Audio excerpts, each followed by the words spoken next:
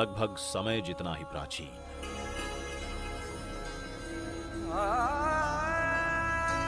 सूर्य जितना ही तेजस्वी और आकाश जितना ही विशाल, हमारे भारत देश का इतिहास।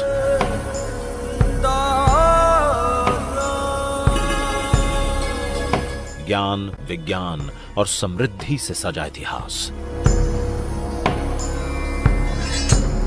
शौर्य, आध्यात्म और कलाकारी से छलकता इतिहास।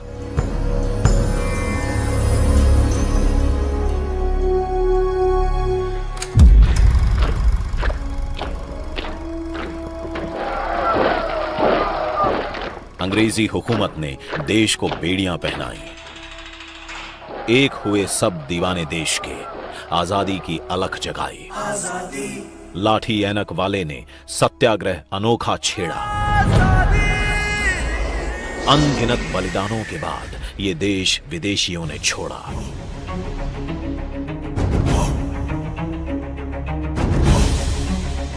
लौह पुरुष ने लोहे सा अखंड बनाया भारत। आजादी की नींव पर खड़ी हुई ये भव्य इमारत। तभी आजादी ने कहा, मैं मंजिल नहीं, राह हूं, अभी तो मैं शुरुआत हूं।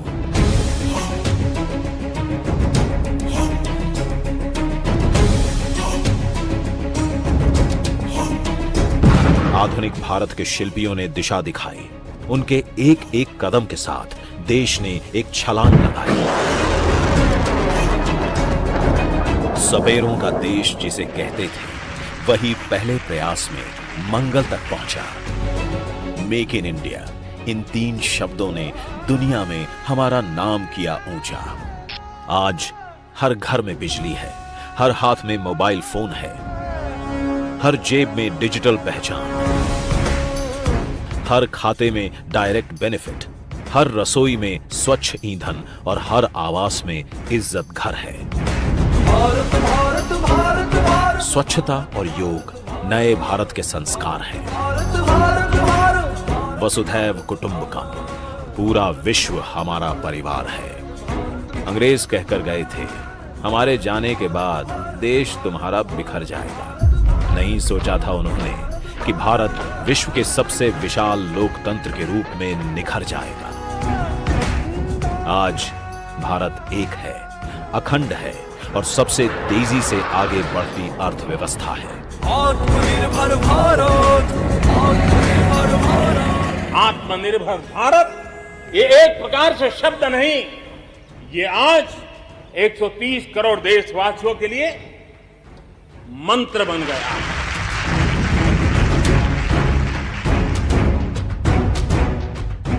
आइए मनाते हैं स्वतंत्रता, एकता, विकास और लोकतंत्र के 75 साल। 2022 में भारत अपनी आजादी के 75 साल पूरे करेगा। आइए इस महापर्व की तैयारी में जुट जाते हैं। भारत, भारत, भारत, भारत। आइए बनाते हैं आत्मनिर्भर भारत। आइए मनाते हैं भारत की आजादी का Amrit Mahotsav.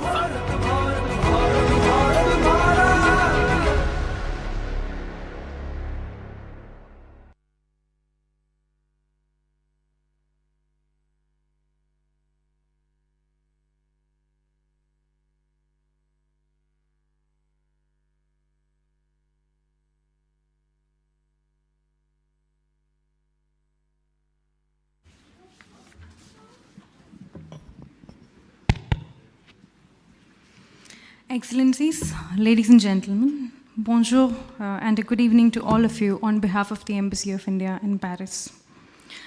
For your kind attention, a French translation of the full event is available on installing Livre Voice app and entering the code 646889. Une traduction française est disponible en installant l'application Livre Voice. If you wish to hear it in French, please feel free to install it. We have a QR code on the screen. Thank you. Our guests will be joining us soon. Thank you for your patience.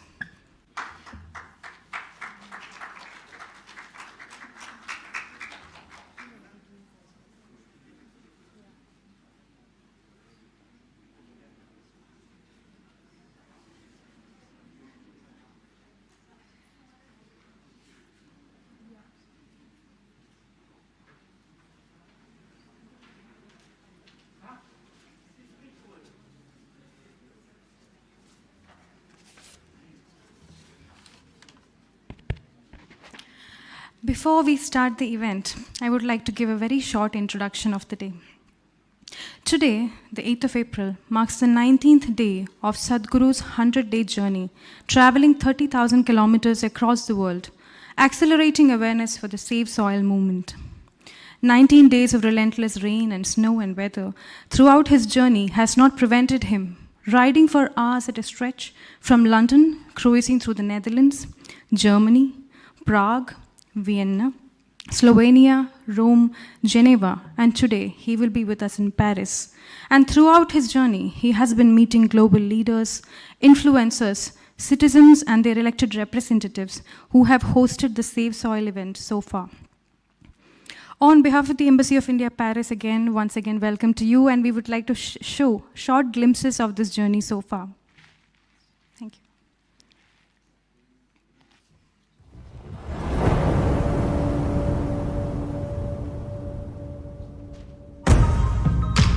Soil is not a separate subject. If we are interested in health, if we are interested in agriculture, if we are interested in the well-being of the citizens of today and the unborn child of tomorrow, attending to soil right now, this is a must-do thing in our life. So this memorandum of understanding that we are signing, it will also bring some technical assistance to the Caribbean region.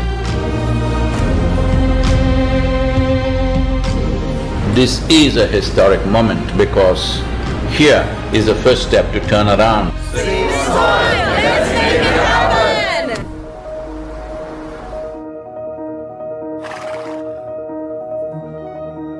It's an extraordinary campaign. You know, it's shocking and unnerving. Wish you a very successful, joyful, exhilarating journey. I will take care of the acceleration and joy myself. Yeah. What I need is, next 100 days from 21st of March, we want the whole world to talk about soil.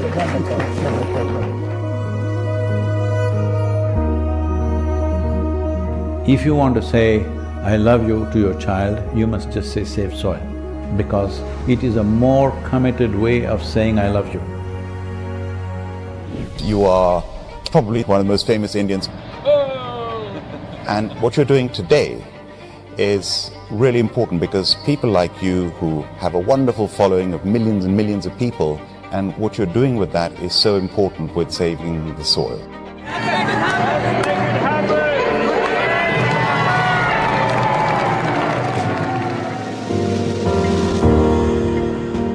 In the last 20 years, over 300,000 farmers have committed suicide. If this doesn't wake you up, what else I'm asking? What else needs to happen? Sadhguru, you have the ability to change the world for the better. This many people, 6,000 people, with today's technology available, various platforms available, if you make up your mind, you yourself can reach 3 to 4 million people. Yes or no? Will you make it happen? It's not about the motorcycle, it's not about the journey, it's not about the song, it is about moving people on the planet. Make it happen, huh?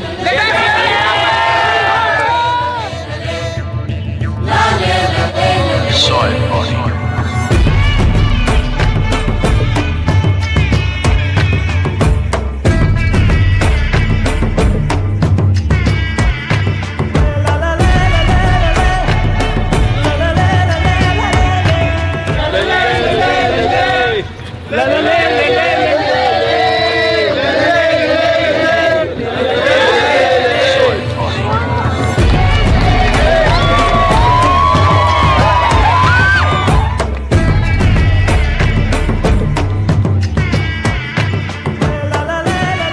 I don't have many followers. What is the thing I can do to help to save the soil? In your neighborhood, do a jig. Initially, people will think, what's wrong with her? After some time, kids will come and dance with you. Tell them, just go and tell your parents they must talk about this. I'm saying go and request people. I'm saying at this time if you don't talk to people, we will be a very regretful generation. Please, let's not go there.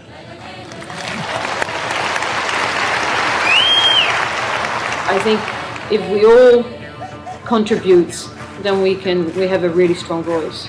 Safe soil.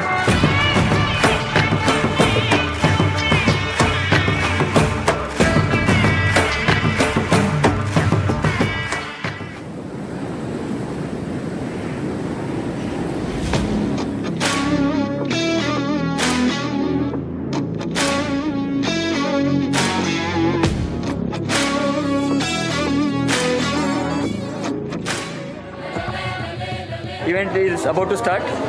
There is a lot of crowd still waiting for us to get inside. There has been so much excitement and everybody is so excited to hear Sadhguru talk about safe soil.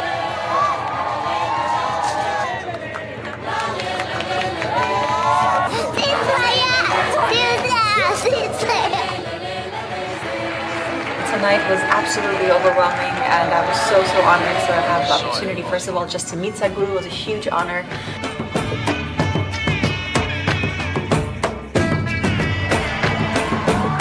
Sadhguru is very charismatic, and he says it as it is.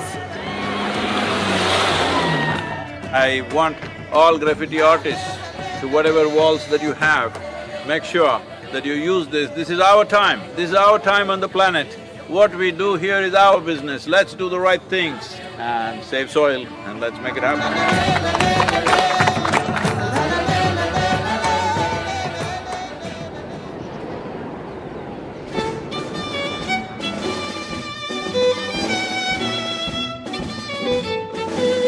One of the most beautiful cities of Europe. It is time that we in 21st century show that we are a mature citizens of this planet, that we want long-term well-being for ourselves and future generations. This is the opportunity. Save soil is that moment.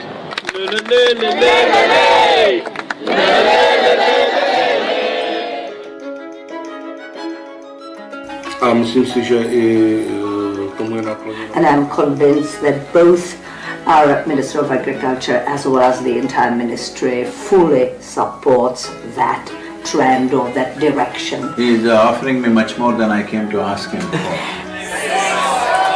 It's our common issue together. It's not for one nation, for one person, but we as people have to unite and to solve this.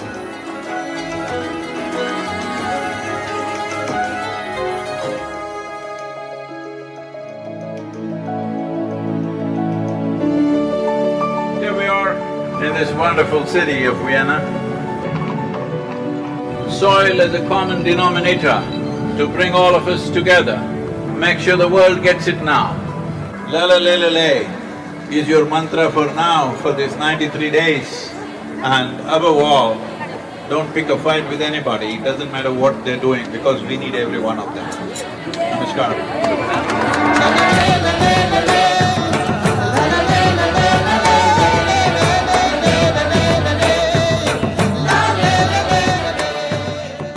Yes, I know war is an important thing, but it's such an important thing that we can do without in our lives. At least from here on, cutting-edge technology should not go into military weaponry.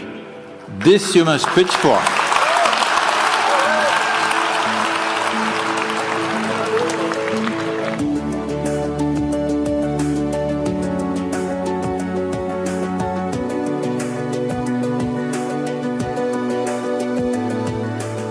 So, how do you feel here in Ljubljana in Slovenia? Feeling like it's home.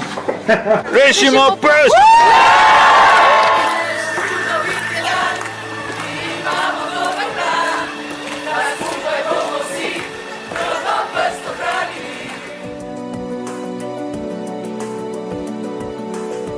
All of us have been part of this destruction. The only way is all of us become part of the solution also. So let's make it happen.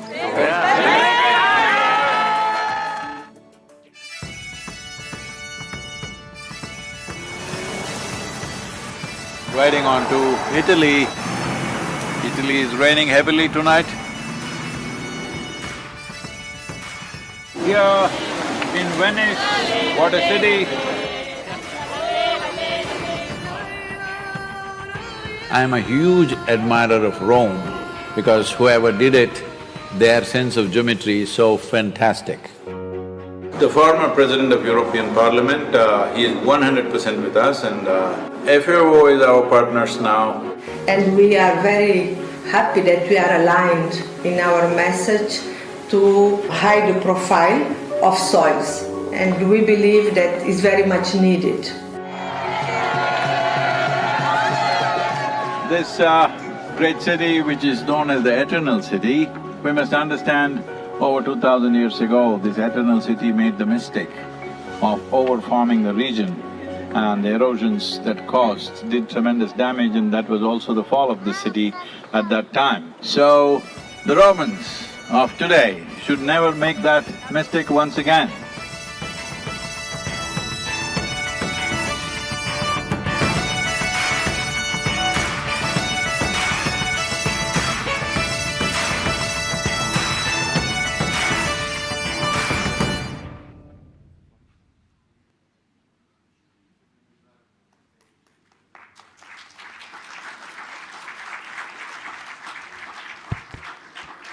Ladies and gentlemen, our guests are here.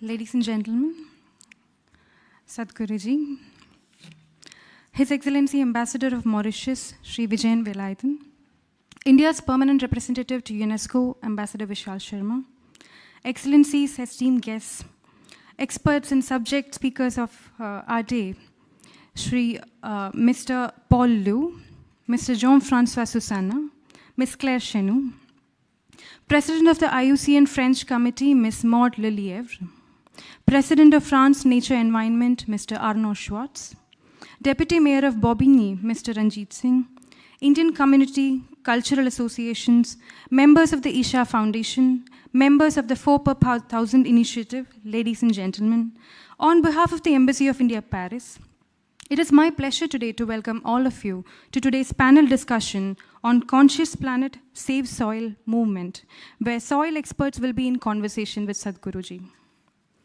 The Embassy has the honor to host this event in collaboration with Isha Foundation and the 4 per 1000 initiative. To briefly introduce today's program, the moderator will invite the panelists for their initial remarks, which will be followed by an open panel discussion. There will also be a question and answer session at the end.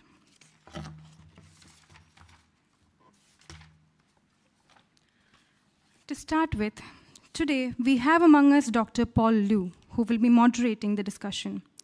Dr. Liu is the Executive Secretary of the International 4 per 1000 initiative. This initiative was launched by France at UNFCCC COP21 in Paris, December 2015. This initiative carries the vision of worldwide healthy and carbon-rich soils to combat climate change and end hunger. He has extensive experience heading the International Relations Department of the French Ministry for 7 years. Thereafter, he spent 9 years developing agriculture in French overseas territories as technical advisor for agriculture, fisheries, and forestry, and as the director of ODA DOM. I welcome you, sir, to the stage.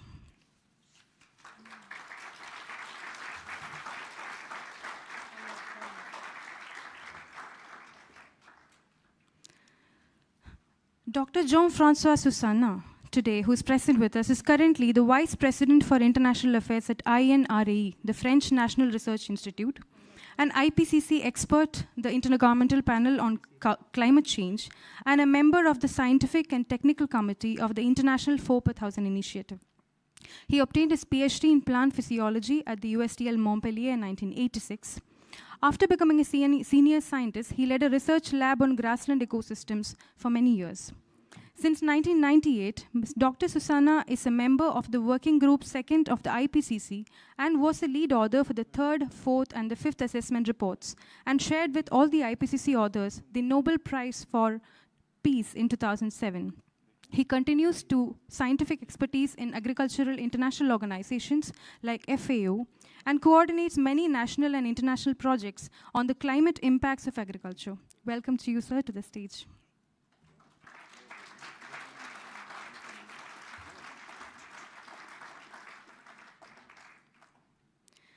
Dr. Claire Chenou, who is with us today, is currently the coordinator of the European EJP Soil, European Joint Program on Soil, a researcher and a professor at the Agro Paris Tech, and a member of the Scientific and Technical Committee of the International 4,000 Initiative again. Dr. Claire Chenou is a soil scientist with a PhD in applied geology. She is currently a professor of soil science at the Agro Paris Tech after being a research scientist at INRAE, the National French Institute for Agronomy Research, for 20 years. Her research deals with soil organic matter, which has a prominent role in ecosystem services provided by soil. Please welcome to the stage, madam.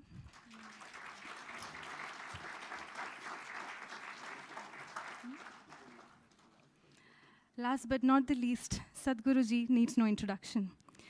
Sadhguru is a yogi, mystic, a visionary, and a 2-time New York Times best-selling author. Ranked amongst the 50 most influential people in India, he is known as a speaker and opinion maker in the international community. He has been conferred the Padma Vibhushan, India's highest annual civil award, accorded for exceptional and distinguished service. Sadhguru has been a primary speaker at the United Nations General Assembly and several other UN forums. He has also been regularly invited to speak at establishments such as the World Economic Forum, the World Bank, the House of the Lords, the University of Oxford, MIT, Google, Microsoft, just to name a few. Sadhguru, the founder of Conscious Planet and the Save Soil movement, started his solo journey on a motorbike from London on 21st March, which will take him 30,000 kilometers across 27 countries, from the UK to Middle East and finally to southern India, where the Kaveri Calling Project, an offshoot of the Rally of Rivers, initiated by Sadhguru himself, has enabled 125,000 farmers to plant 62 million trees to revive soil and the river of Kaveri. It is my honor and pleasure today to invite you, sir, to the stage.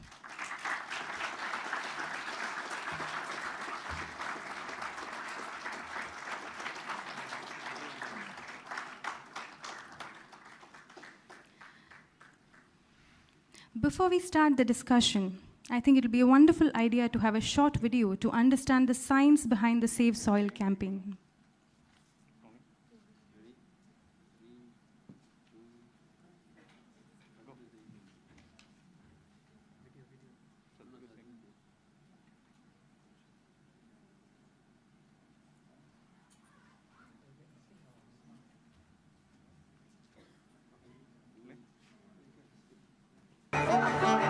We are talking about climate change, carbon emissions, and global warming and various other aspects,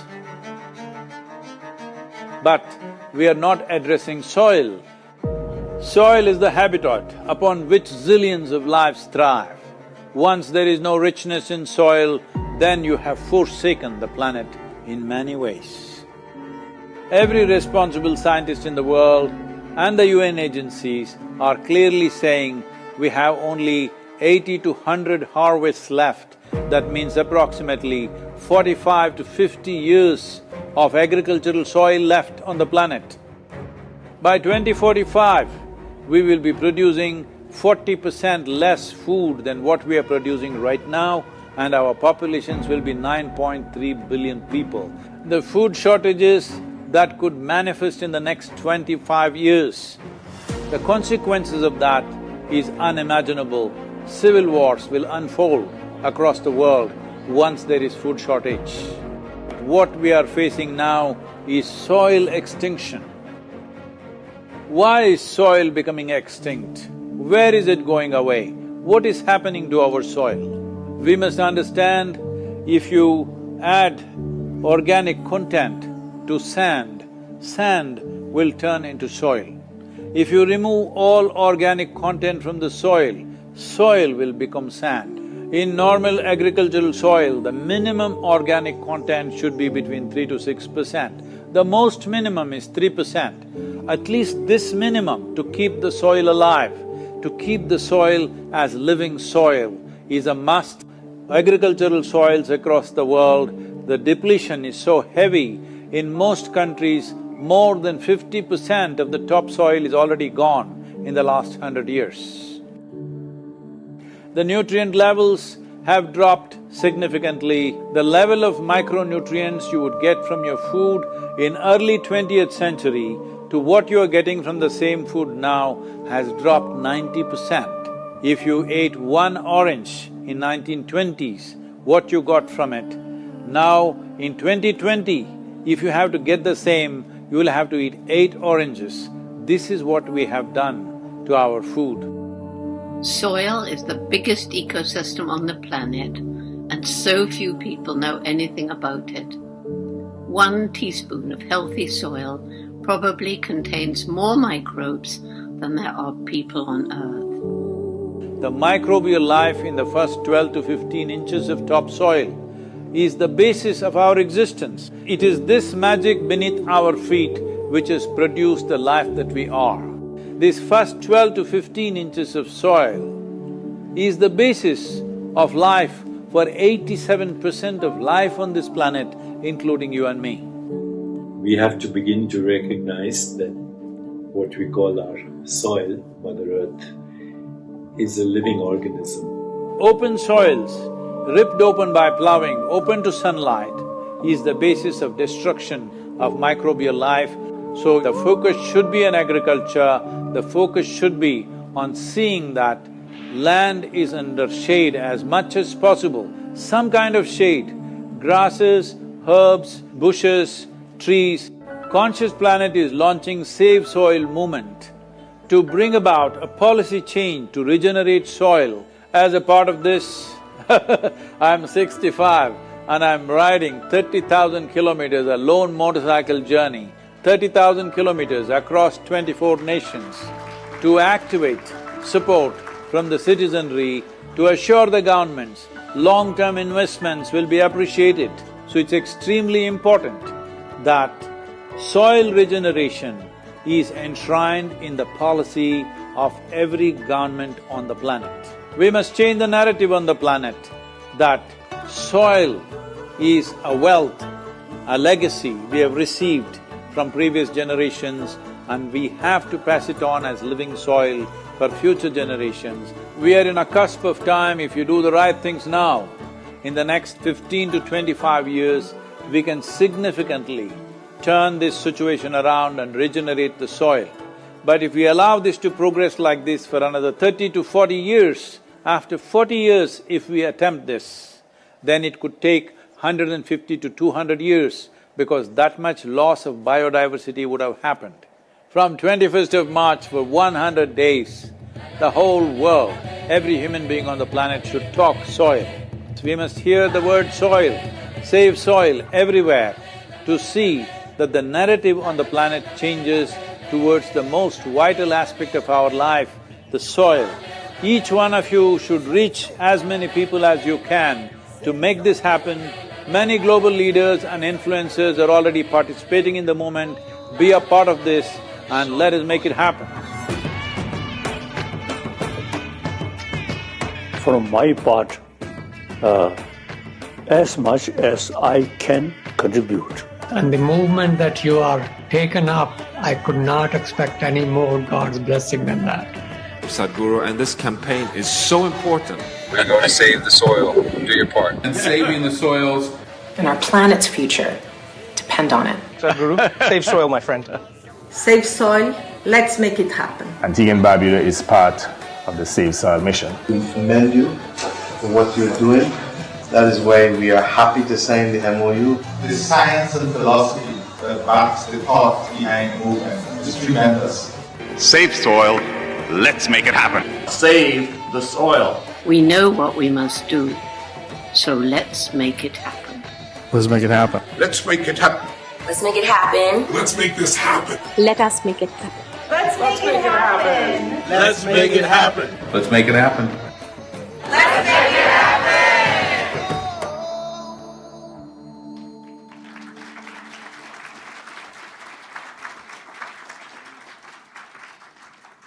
That was a beautiful video. I'm sure you think the same. I would like to mention that the Ambassador of the Republic of India to France and Monaco, His Excellency Mr. Javed Ashraf, is in traffic, moving from one event to the other. He will be with us shortly. Meanwhile, I would like to invite Sadhguruji for a brief remarks and his thoughts on the Azadi Ka Amrit Mahotsav, celebrating the 75th year of independence of India. So. Hello. Hello. Hello. No. Hello? Yeah, little bit, yeah, that's good. That's good.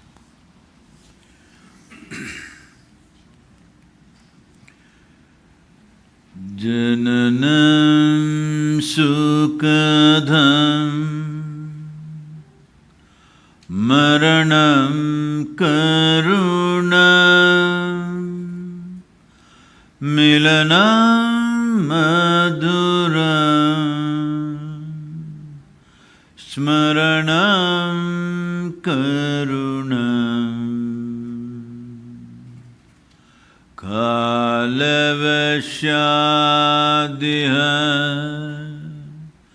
sakalam karunam samayadipate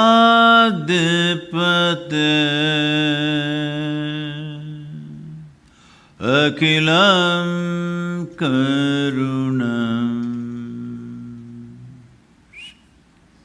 Namaskaram, good evening to everyone. Wow. This is our time on the planet.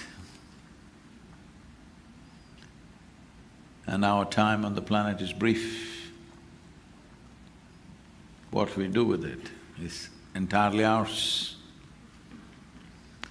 Or we can blame the past and neglect the future, or we can take this time into our responsible action. This is all we have with life.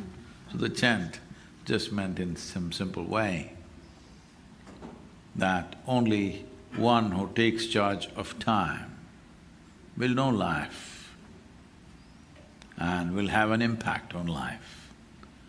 We don't take charge of our times, but we talk about something else endlessly. Life will pass by because it's not waiting for any of us. It's not a clock ticking away, it's our life ticking away. So, it's 75 years of India's independence. In 1947, when India attained its freedom as a republic, well, it became a republic a couple of years later, but when it became an independent nation, the average life expectancy of an Indian was 28 years. That means a whole lot of us shouldn't be alive right now by those standards.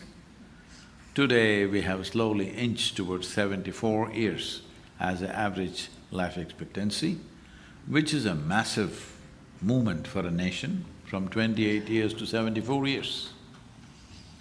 There might have been many things we have done. We've gone to space, we've gone to Mars and this and that, industry, business, technologies. But the most important thing is, all these things are being done in the interest of human well-being. If that is forgotten, then there's no point. Everything, our technology, our commerce, our industry, our business, our politics, can't ignore. Everything is supposed to be about human well-being. If that one thing if we forget, every process that we conduct will become an extremely cruel process and life-negative process. India has faced terrible famines in the past, especially in the last 200 years. Before 1947 or even up to 1950, the 1942 famine took 3.2 million people in 4 months' time. Famine is the worst possible way to die. If a bomb drops on us, we are gone. Famine is a slow fade. Terrible things happen to human beings. We came out of that with a very robust system called Green Revolution, but we did not understand the Green Revolution and its methods were only a bridge to cross a certain situation, and we have to get back to terra firma once again. That we have been a little slow, now we're waking up. It's very important, whatever we do in an emergency is not a standard procedure. As emergency, to save human lives, we'll do certain things. That should not become the standard procedure of a nation or a civilization. That will be disastrous. Emergency activity should remain as emergency activity. So, in that context, today, 62% of India's soil has come to a place where the organic content is either 0.5% or less. On an average, it's 0.68% across the country, which is a serious situation. It is summertime now in India. If you fly from Delhi to Chennai and look down, you will see a brown desert, except for Western Ghats and northeastern part of India, the entire plain region looks like a brown desert. This has happened in just 40 to 45 years of, I don't know whether to call it irresponsible or ignorant farming, because there is a history of farming in southern India for over 12,000 years, organized farming. But 12,000 years we managed our soils well, but in 45 years we destroy it. I don't know whether this is ignorance, irresponsibility or science without sense, what it is. How we apply science is very important. We may have… science may give us tools, how we use it, who uses it is very important.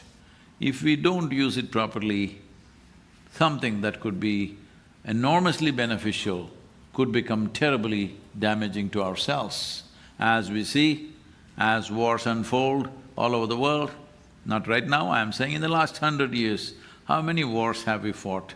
And how many times we have thought, never again we're going to do this. And again go back to the same thing. And every time it gets, in terms of military machine, it's getting better and better because newer and newer technologies go into it, but in terms of human experience, it's become worse by the day. So, this is a case of science and technology being misused.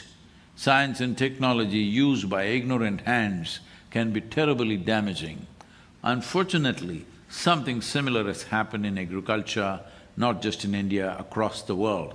In Northern Europe, today, average organic content is 1.48%, that's what they're telling me.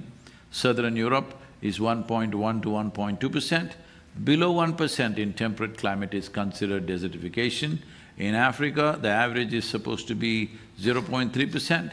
In United States is about 1.4%, and over 30% of the topsoil is supposed to be just gone, disappeared. Like this terrible statistics all over the place, it may be… the numbers may be up and down, people can argue and debate about the numbers. The important thing is, we are moving towards a destructive process. We are moving towards a disaster, because UNFAO telling us now that the average loss of biodiversity per year is approximately around 27,000 species per year are going extinct. At this rate, we will be in serious trouble in 30 to 40 years' time. This is a very high-powered scientific panel who have enormous experience in this subject and also are very committed. One thing I have to say is not because I'm in France, I've always been saying it everywhere, and people are saying, Sadhguru, how can you say this only about France? I said, France at least tried to bring everybody to sense when it comes to soil and agriculture. In the last few years, they've strived for it. How successful they are or not, they should tell me, but there has been a striving. The narrative at least has been in the right direction. So here we have people of science and also people of policy. Both are here. I think I will leave it to them to speak further. Thank you very much for being here.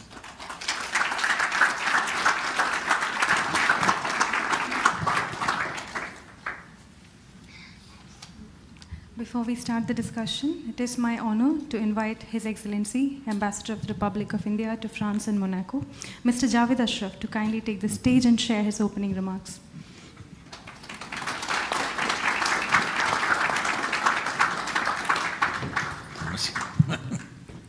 Well, I thought Sadhguru had already started, and so by intervention at this point. But really, first of all, apologies for coming late. It was the Friday evening, rain-drenched traffic, which just goes on to show that we really do need to reimagine our cities. But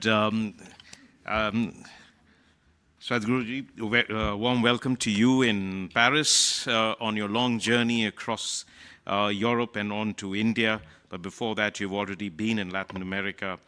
I'd like to also welcome His Excellency and my good friend, Mr. Vijayan Valadon, Ambassador of Mauritius to France, our permanent representative of India to UNESCO, Shri Vishal Sharma.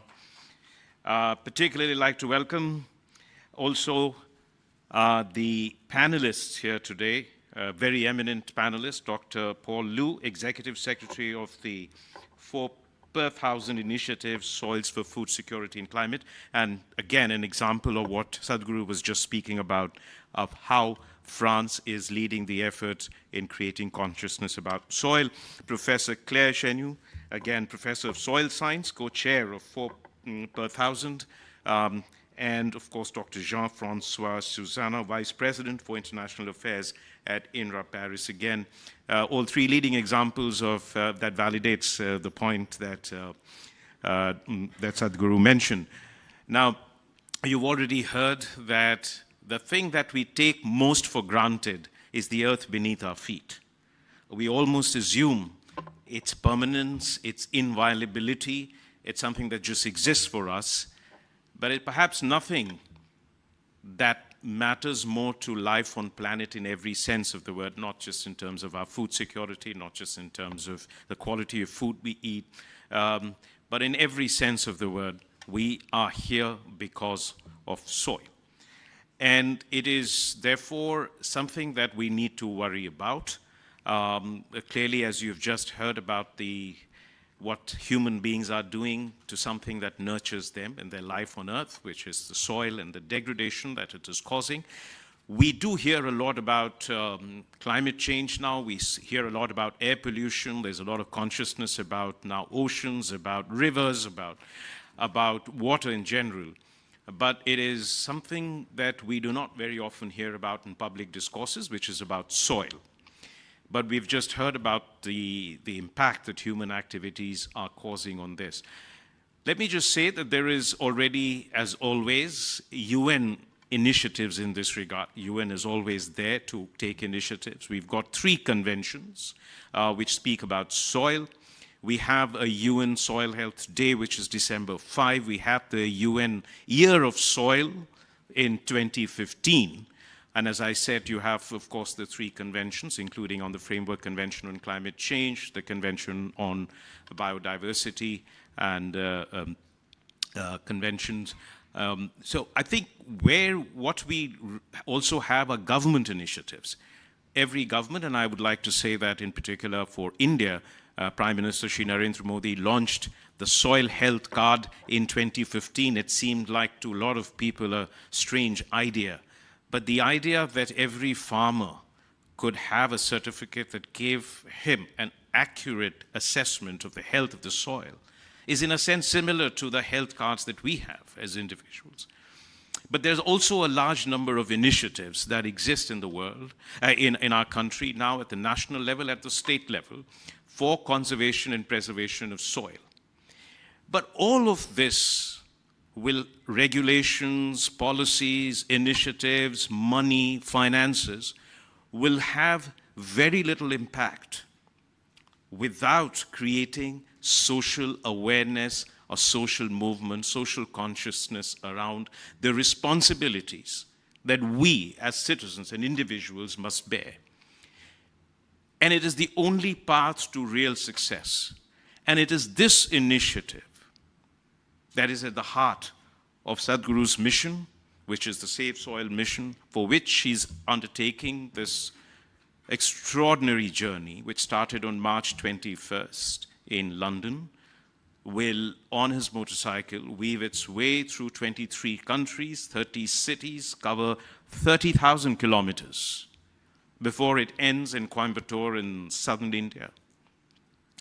It's a journey on which he is speaking to thousands and thousands of people, policymakers, media, government, citizens, activists, civil society, academics, researchers, to create this consciousness around the urgency and the need to save or to work towards saving the soil. Now, we all know Sadhguru. I think it isn't just the fact that he is a great guru, a person of great wisdom, insight, vision, but that he also combines science, spirituality, social consciousness, and social mobilization, 4 S's.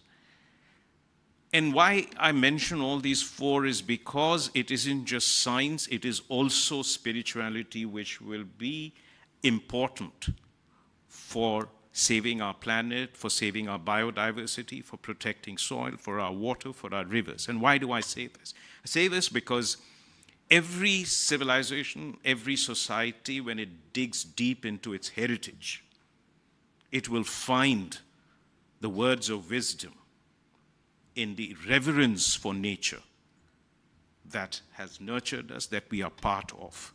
And it's important to dive deep into it in order for us to realize the permanence of that wisdom, the eternal message that these contain, along with science and mobilization. We're also aware that this is not the first time Sadhguru is undertaking a mission of this nature. His commitment to ecology, to nature, to planet has been there all along. And it isn't just known to those 11 million volunteers in 300 centers of Isha Foundation across the world. But for example, we've had the Project Green Hands, which we launched in 2004, which was meant to bring children into the process of afforestation and to also bring farmers. So we have 70,000 farmers to whom 38 million samplings, if I remember the figure correctly, have been distributed. And this is also on one day, I think there was 850,000 saplings that were planted, which is a Guinness Book of World Record. In 2017, he launched the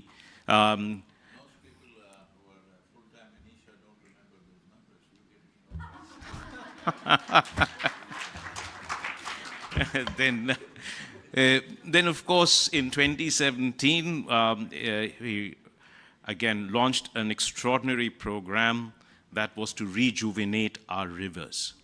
Our rivers, not just in India, but in many parts of the world.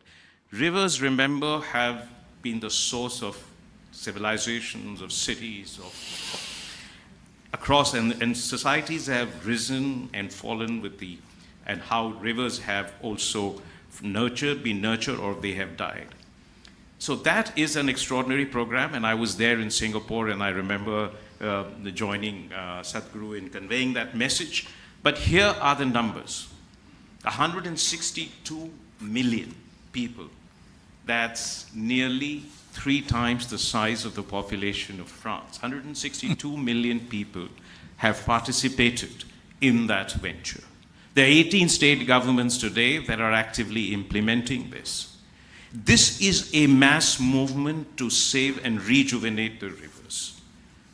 And I think it holds the key to the future of our country, and in general, if we continue with this movement across the world, to saving civilization, planet, and human life. But there is also, as far as Sadhguru is concerned, part of this is also the Kaveri Calling initiative, which he has been running, which once again is been recognized as the largest ecological program involving farmers to save a river. Just as by the way, the United Nations Environment Program already recognizes the River Rejuvenation Program as the largest ecological program in the world. So this continues what has already been a series of initiatives for the ecology of the world. And today, when we look at the devastation, the depredations, the consequences of climate change in all its dimensions, and the impacts that our activities have had, the starting point of restoring the future of this planet lies in raising consciousness, in mobilizing people to take on the initiatives themselves, to do their part and not just believe that annual meetings at the United Nations or what the governments do will save us. So I think this is a very important initiative, and we're very glad that Sadhguru has decided to be here in Paris as part of his itinerary, and we look forward to some really exciting and insightful engagement. And I'm sure that when he gets on his motorbike on the 10th and leaves Paris for the next destination, which is Brussels, I think there will be a lot of us here who would look down at the earth that we walk on and do our little bit, begin to do our little bit to save the soil. So with those words, let me again welcome this very distinguished and eminent panelists for our lively discussion here today. Thank you very much.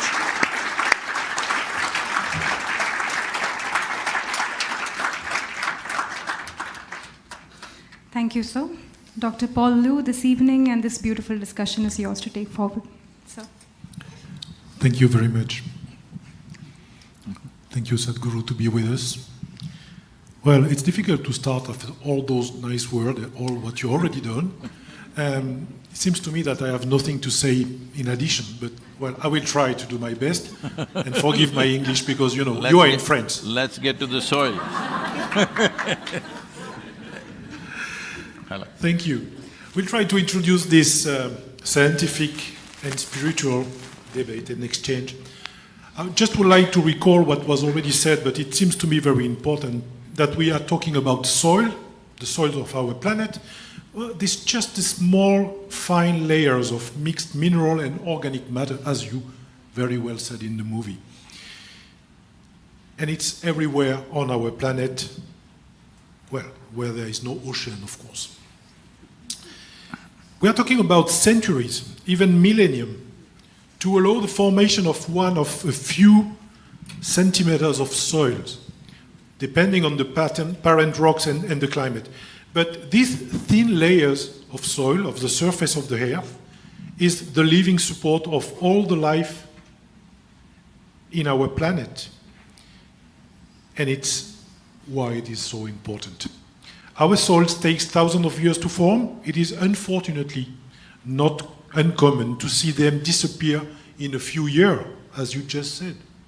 Nowadays, the UNFAO considers that more than 75% of our planet's soils are degraded. And if we are not careful, in 2050, 90% of the soil will be affected. And the main factor of this degradation is man, especially the use he makes from the land and the soil through agriculture. Well, climate change, which was already begun and which are collectively we are trying to mitigate, is only making the situation worse. Just to start the discussion, I will just start turning toward the panel, if you allow me, Sadhguru. Please. And Jean-François Souzana, what prospects do we have for climate change by 2100? And what impact should it have on soils and consequently on agriculture? Yes, thank you. Thank you, Paul. And I'm really humbled by your campaign, Sadhguru. What you are doing is really impressive. Let me answer the question. What we face with climate change is not only the global warming, but it is also about extreme weather events. With those extreme weather events, we see large threats for soils because we get extreme precipitation, so heavy rainfall. We get also prolonged droughts, which conduce to wind erosion. And therefore, what may happen is that we have combined negative effects of soil degradation on the one hand and climate change, leading to declines in crop yields and therefore increased threats for food security. So we have to think broad and to think on how we can regenerate our soils and also reduce the emissions of greenhouse gases. And in this way, the 4 per thousand initiative was launched at the time of COP21 in Paris with that vision that indeed restoring soils would be crucial for climate change adaptation, for mitigation, for food security. So it is really the central place for environment and for ecology. Thank you. Mrs. Claire Chenu, in this context of climate change, what is your opinion and your scientific point of view on the situation of agriculture and the effect of the climate crisis on the production in the future years? Thank you. Well, first I would like to thank Sadhguru for this campaign. I'm quite amazed and thrilled by it. And one thing I'm often talking about raising awareness, and something I was very sensitive to is that you said, and Mr. Ambassador said, it's also raising consciousness. And for me, that's different. And I have to think it over and maybe integrate that.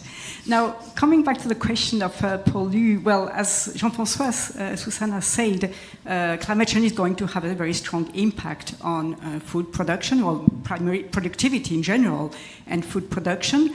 And it will hence indirectly affect soils, because soils are made partly of what comes from the vegetation and the organic matter you were talking about. It's all that has been alive or is alive.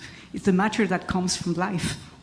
So these will decrease if production decreases. Now, what I would like to say is that there are very complex interactions and strong interactions between climate change and soils. Climate change is going to degrade soils, erosion, drought, losses of biodiversity because the organisms die, are not adapted to the new conditions, but also the status of soil will affect how agroecosystems and how ecosystems adapt to climate change. If you take, for example, a soil that is poorer in organic matter, it has a less good ability to resist to erosion, so erosion will be stronger.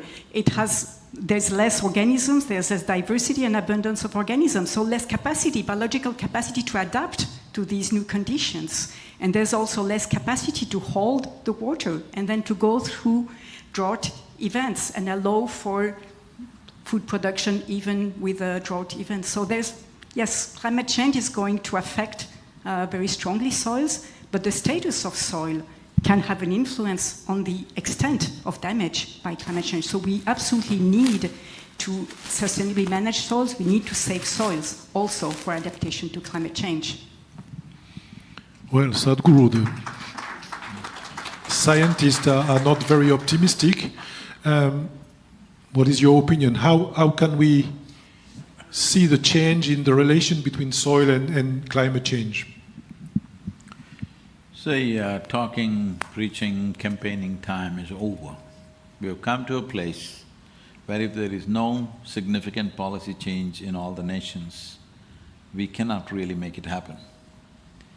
Individual farmers doing something, that time is over. If you keep your piece of the land really nice and I keep it very nice, this is good, but it's not sustainable. We don't know what the next generation will do. They may rip it apart. So it has to be enshrined in the policy. When I say it has to be enshrined in the policy, for example, I'm not very familiar with the city, but I'm sure in every old city it will be there. If you go to the old part of the city, you will see that homes are built in such a way, there is no concept of a window. Wall to wall, they've built homes. In every old city, it's like that. But if you go to the new part of the city, if you have 10,000 square feet of land, you can't build 10,000 square feet of building. You'll have to leave certain space for yourself, your neighbor, whatever. What is the difference? At that time, there were no laws Now there are laws. But if you have 10 acres of land, you can plow every inch of it and turn it into a desert in the next 10 years' time. There is no law even to ask you why have you done it. So there has to be a law that if you own agricultural land, minimum 3% organic content has to be there, because that's a fundamental responsibility that we owe to future generations, because soil is not our property, it's a legacy that's come to us. Passing it on as a living soil is the most fundamental thing. How the hell you want to live or die is your business, but you cannot simply take away the possibility of future generations. Today UNFAO is talking about that the soil or the food that we're eating right now is the food that belongs to not even the little children here, it belongs to the unborn child. Unborn child means that is the most helpless creature, absolutely no defenses, an unborn child. Eating up the food that belongs to an unborn child, in my emotion, feels like a crime against humanity to me.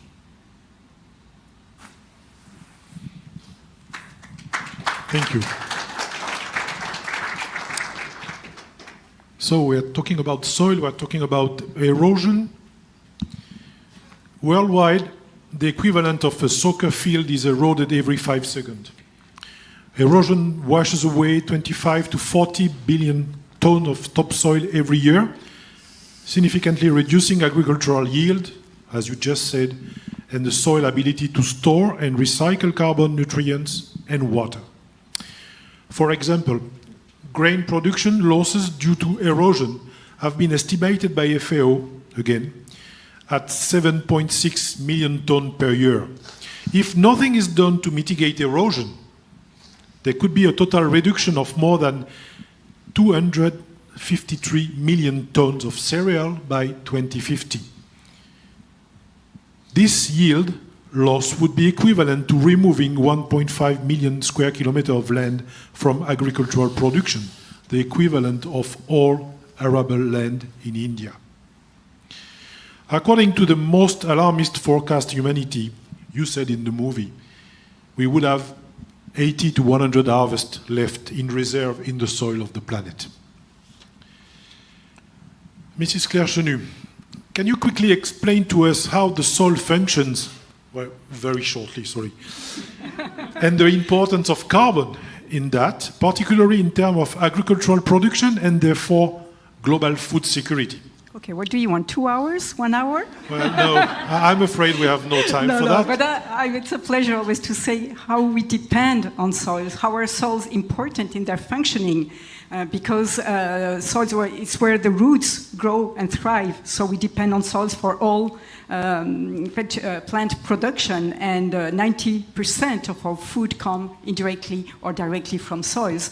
Soils are also where the rain falls, so they infiltrate, they retain the water so that plants can use it, they transfer it, and also soils recycle the nutrients, the organic matter and the nutrients, again to feed the plant, and they store carbon, it's important for the climate, and they hold an amazing biodiversity. 1/4 of total of our planet biodiversity lives in the soil. That's absolutely huge. Soil carbon in that, well, soil carbon is more or less half of soil organic matter. Sadhguru has talked a lot about soil organic matter. So everything, and soil organic matter is extremely important because it holds the soil particles together, it retains water. It is the food of all the organisms in soil, of the biodiversity. And also, it's a way to trap the CO2 from the atmosphere. So that's why when soil quality or soil health is being assessed, quite often the first indicator that comes is soil carbon. Behind that is soil organic matter. And so it's a priority, and it's a priority that of the 4 per Million initiative to try to preserve and maintain soil carbon for food security and for climate. So it was only a few minutes. Not too bad. You should be a professor, no? I'll try one of these days. So, Mr. Jean-François Souzana, what do we know about soils, about their health? What is soil health nowadays, and what does science tell us about their functioning and production prospects in the changing context. So what is really soil health that we are talking about, and what is the relation with the production? So I think it's fairly simple. When you speak about health, you're speaking about a living organism, isn't it? Health is something which is strongly attached to life. And when you speak about soil health, you're actually dealing with the health of not really one organism, but a community, a major community of zillions of organisms that work together to create this healthy soil, which is going to recycle the nutrients to provide growth for the plants and food for the humans. So it is essential we can preserve that soil health. And let's try to be a bit more optimistic, maybe. We are facing this huge erosion, but indeed we know how we can reverse the conditions of erosion. And this is very simple. It was well said, I think, in the movie. It's just about the plant cover. If you have a vegetation cover throughout the year, and if you have a healthy vegetation, then you will improve your soil and you will regenerate. So this is really addressed in our days as regenerative agriculture. That's maybe the way it is phrased in a number of English-speaking countries. We tend to call it in France agroecology, which is a combination of agriculture and ecological understanding.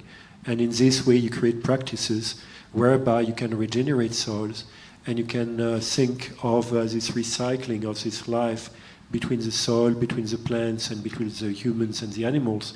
And this is really the way we need to go.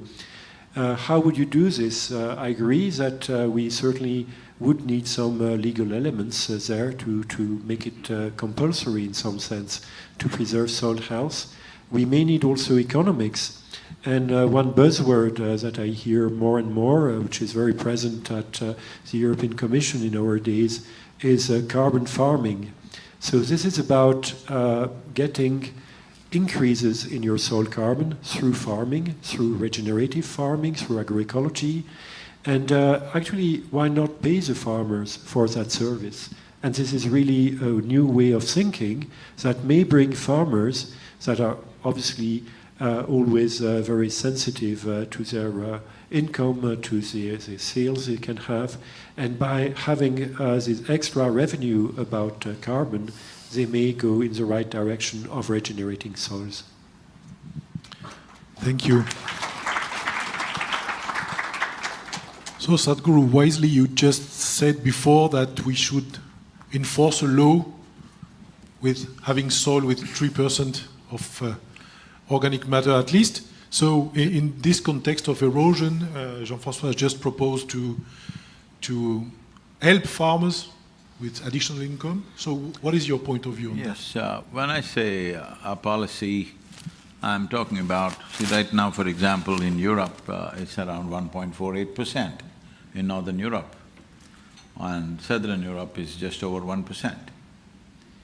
If you set up an incentive, if you raise your organic content in your field to 3%, you will get a certain amount of incentive, financial incentive. And the next thing is, there are industries and corporations who are talking about carbon sequestering and carbon trade. So for that, you can also add extra income by counting it as carbon trade.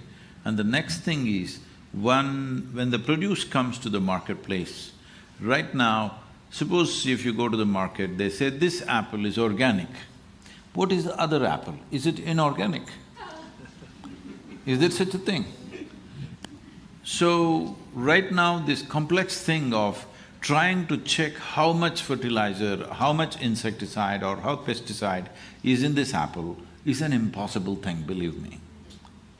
Because on which day you applied it? When it was flowering, did you apply it? After it became a small fruit, did you apply it? After it became a big fruit, did you apply it? What season did you apply it? Did it rain on that day? Was it sunlight that day? All these things will determine how much of it actually gets into the produce, not exactly the usage.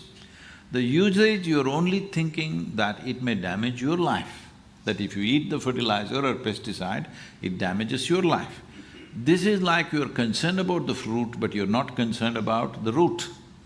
So right now the concern is to keep the soil organisms alive, because only if they stay alive, we will all be alive, because we are just a consequence of that life. Even in terms of evolution, we are just a consequence of that. So, when the fruit or the vegetable comes to the marketplace, instead of marking it as organic and whatever else the rest is, if you mark it as this fruit comes from a field which has 3% organic content. Now there is enough science to tell you, if the organic content in the soil is 3%, what are the extra micronutrients this particular fruit has? What are the health benefits that this will give you? What are the preventive things that will happen to you in terms of ill health? All this science is already there. Both physical and psychological health is very connected to the micronutrients we consume. Right now we've been through a pandemic. You don't need to consult any great virologist. If you ask any basic doctor, they will tell you, if you're lacking vitamin A, B6, B12, folate, iron, zinc, magnesium, you will be more susceptible to respiratory infections. This is a known thing. And just look at this in the world, almost in every country people are deficient of these things simply because it's not there in the soil, it's not there in the food. Now, I'm not trying to say pandemic would not have happened if the soil was good. Definitely it would not have caused this much panic as it did if we were of a stronger constitution. And that stronger constitution is not one day's thing. It doesn't happen by going to the gym. It happens by eating the right kind of food and by being connected with the soil through the food and also otherwise. If that otherwise is not possible, say city-dwelling people, but at least the food should have that. They're talking about erosion. See, this is something Europe needs to watch out and also North America.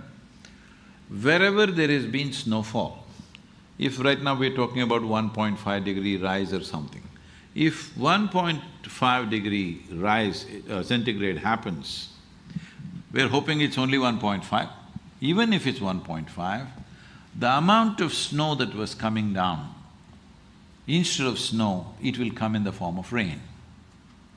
Once it comes in the form of rain, your land, your terrain, the nature of this vegetation that you have is not capable of taking this, because your vegetation is not like tropical vegetation. Now, when it comes down in the form of water, the kind of damage that causes to your soil is far, far more than what's happened till now.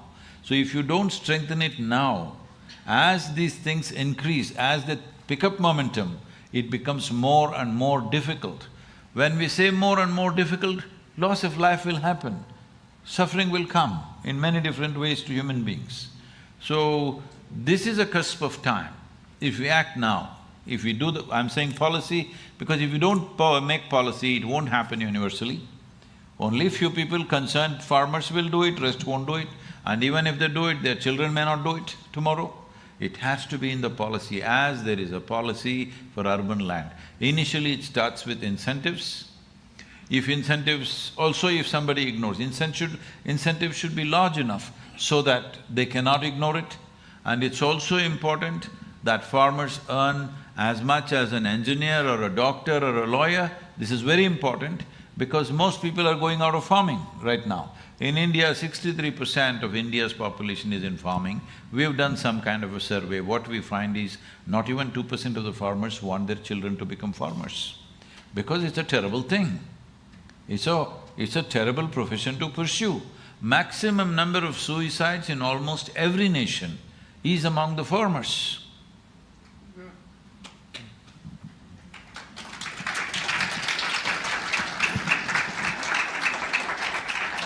You're right, everywhere on earth. Not everywhere, that's the problem. Well, we're talking about relation between soil and climate change and invoke the fact that soil store large quantity of carbon and constitute element of organic matter. Thus, it is estimated that between 1,500 and 2,400 gigatons of carbon are present in soil, against only half to 1/3 to the atmosphere. Well, this is quite fortunate because the carbon present in the atmosphere, particularly in the form of CO2, as you mentioned in the movie, and also methane, causes the greenhouse effect, which prevents part of the solar radiation reaching the Earth from going back into space, thus trapping the energy which increase the temperature in the atmosphere and cause climatic disturbance. It is therefore preferable to capture the atmospheric carbon and store it in the soil using the miracle of photosynthesis and plants as a carbon vacuum cleaner. This carbon stored in the soil improves its organic matter content and overall structure, water retention, capacity, fertility, and in the world, its health. So finally, we always come back to the importance of soil and their health to improve global food security and to fight against climate change. Well, Sadhguru, it's precisely at the time of launching your European tour that you decided to promote the movement Conscious Planet Save Soils. Can you summarize your mindset at that time and your objective regarding the ambitious program? What were your deepest motivation? See, I've been talking about this for over 30 years now. Everybody says, Sadhguru, this is fantastic, and they go to sleep. Yes, they appreciate it, they clap their hands, and that's it. I'm sure all others also have faced such things. Everybody says, oh, this is great. It's not great, it's terrible. I want you to understand it's terrible. It's not great. There's nothing to be proud of. When you say it's great, it's something to be proud of. It is not something to be proud of. We've done this, we must understand first of all. Another problem is, the moment we say anything environment, ecology, people are asking, okay, whose face should we bash? Who's that enemy? Who's that evil man who did this? See, there is no evil design behind this. This is just human beings in pursuit of their happiness and well-being, they have done this. Hello? This did not happen because of some evil design, we want to destroy this planet. You think there was some evil force wanting to destroy this planet? There's no such thing. It's us, all of us. Knowingly, unknowingly we have done it. If we are willing, we can come together as one generation responding to this and be that generation which turn back from the brink of a disaster or sleep through this, fall over and grieve over the disaster. Unfortunately, many times we have done this, that we wait for the disaster to happen and then grieve over this. But this is not going to be a disaster that happens to somebody. This will happen to us or definitely to our children if we don't act upon it now. And the action is very simple. For the citizens, all I am saying is, see, we need to understand in a democratically elected government, the governments are not elected to do something fantastic. The governments are elected to just fulfill people's desire, people's mandate, what they want. That's all it is. And we have given them a term of 4 to 5 years in different nations. In these 5 years, they would like to do what normally works within 5 years, because it's their time. Tomorrow morning, if they lose the election, they go into oblivion, all right? This is the nature of politics, this is the nature of democratic process. Unless people stand up and say this, that we are ready for long-term policy making and we are with you. We have noticed repeatedly in terms of various leaders in the world, whenever they try to make long-term policies which will not yield result today, but the results will come after 15 years or 20 years, they definitely lost the elections most of the time. Yes. So I am saying, where has it happened till now? In which nation has it happened on this planet that 60% of the population of a given nation have given a mandate to the government saying, if you take long-term steps, which will take 10, 15 or 20 years to yield results, we are with you. Which population has said this? This is all I'm trying to do, to get the population. 5.26 billion people have franchise in the world. I want at least 3 to 4 billion people to say something about soil in this 100 days. Thank you for that, thank you.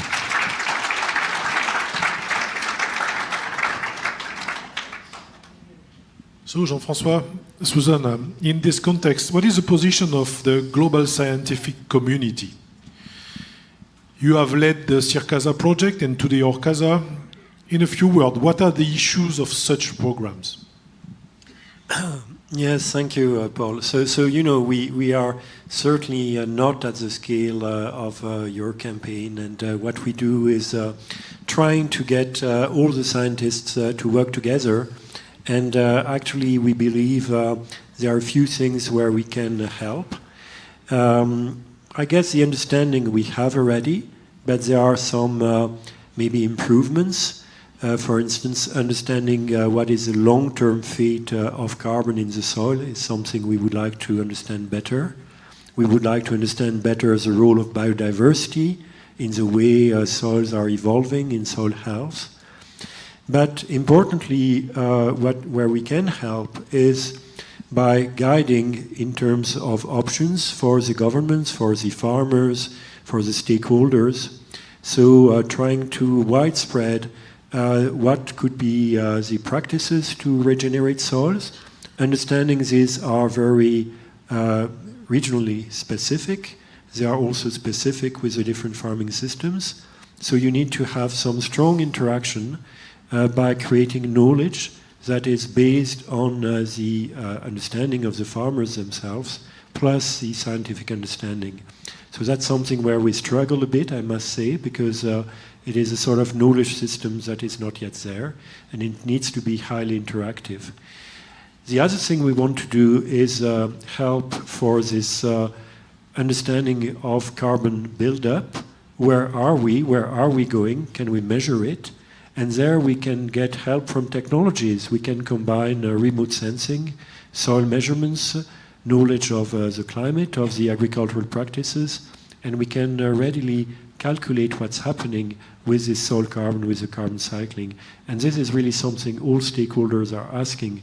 They want to know, is my soil carbon increasing? Because that's a key indicator also of soil health. And could we know this also to get possibly payments for that service we render to the society? So that's the sort of things we are developing. Thank you. Claire Chenu, at the European level, you are in charge of EGP Soil. Can you tell us about what is about this project and what are the subjects that this project is related to? Thank you for your interest, Paul. So the European Joint Programme Soil is a research program that has started 2 years ago. It associates research institutes, so it's not at the same level as the campaign you have. It associates research institutes from 24 European countries, and the long-term objective is to foster climate-smart and sustainable management of agricultural soils. So healthy soils that allow to better adapt to climate change and to contribute to mitigating climate change. As was said already by Jean-François and others, in a sense, we know which are the principles of a sustainable soil management: cover the soil as much as possible, diversify the vegetation, the crops, reduce the contaminants, disturb less often the soil. But soils are very varied and the climates are very different. So what we do not know actually is what is the current state of soil and how to measure it in the different contexts, different soil types. And for that, we need to assemble research. We need to coordinate between ourselves. In Europe, we are lucky in that we are quite data rich regarding soils, but our data were developed in different ways in the different countries. So we need now to harmonize. It's not standardizing, not at all. It is explaining how to go from how is measured a certain variable in a country to how it is measured in another country. So we can build up on all the knowledge we have. And also there are still research questions, so we try to develop knowledge. For example, there are synergies and trade-offs between management options. And for example, some management options allow to store more carbon, but they emit more N2O, which is another greenhouse gas.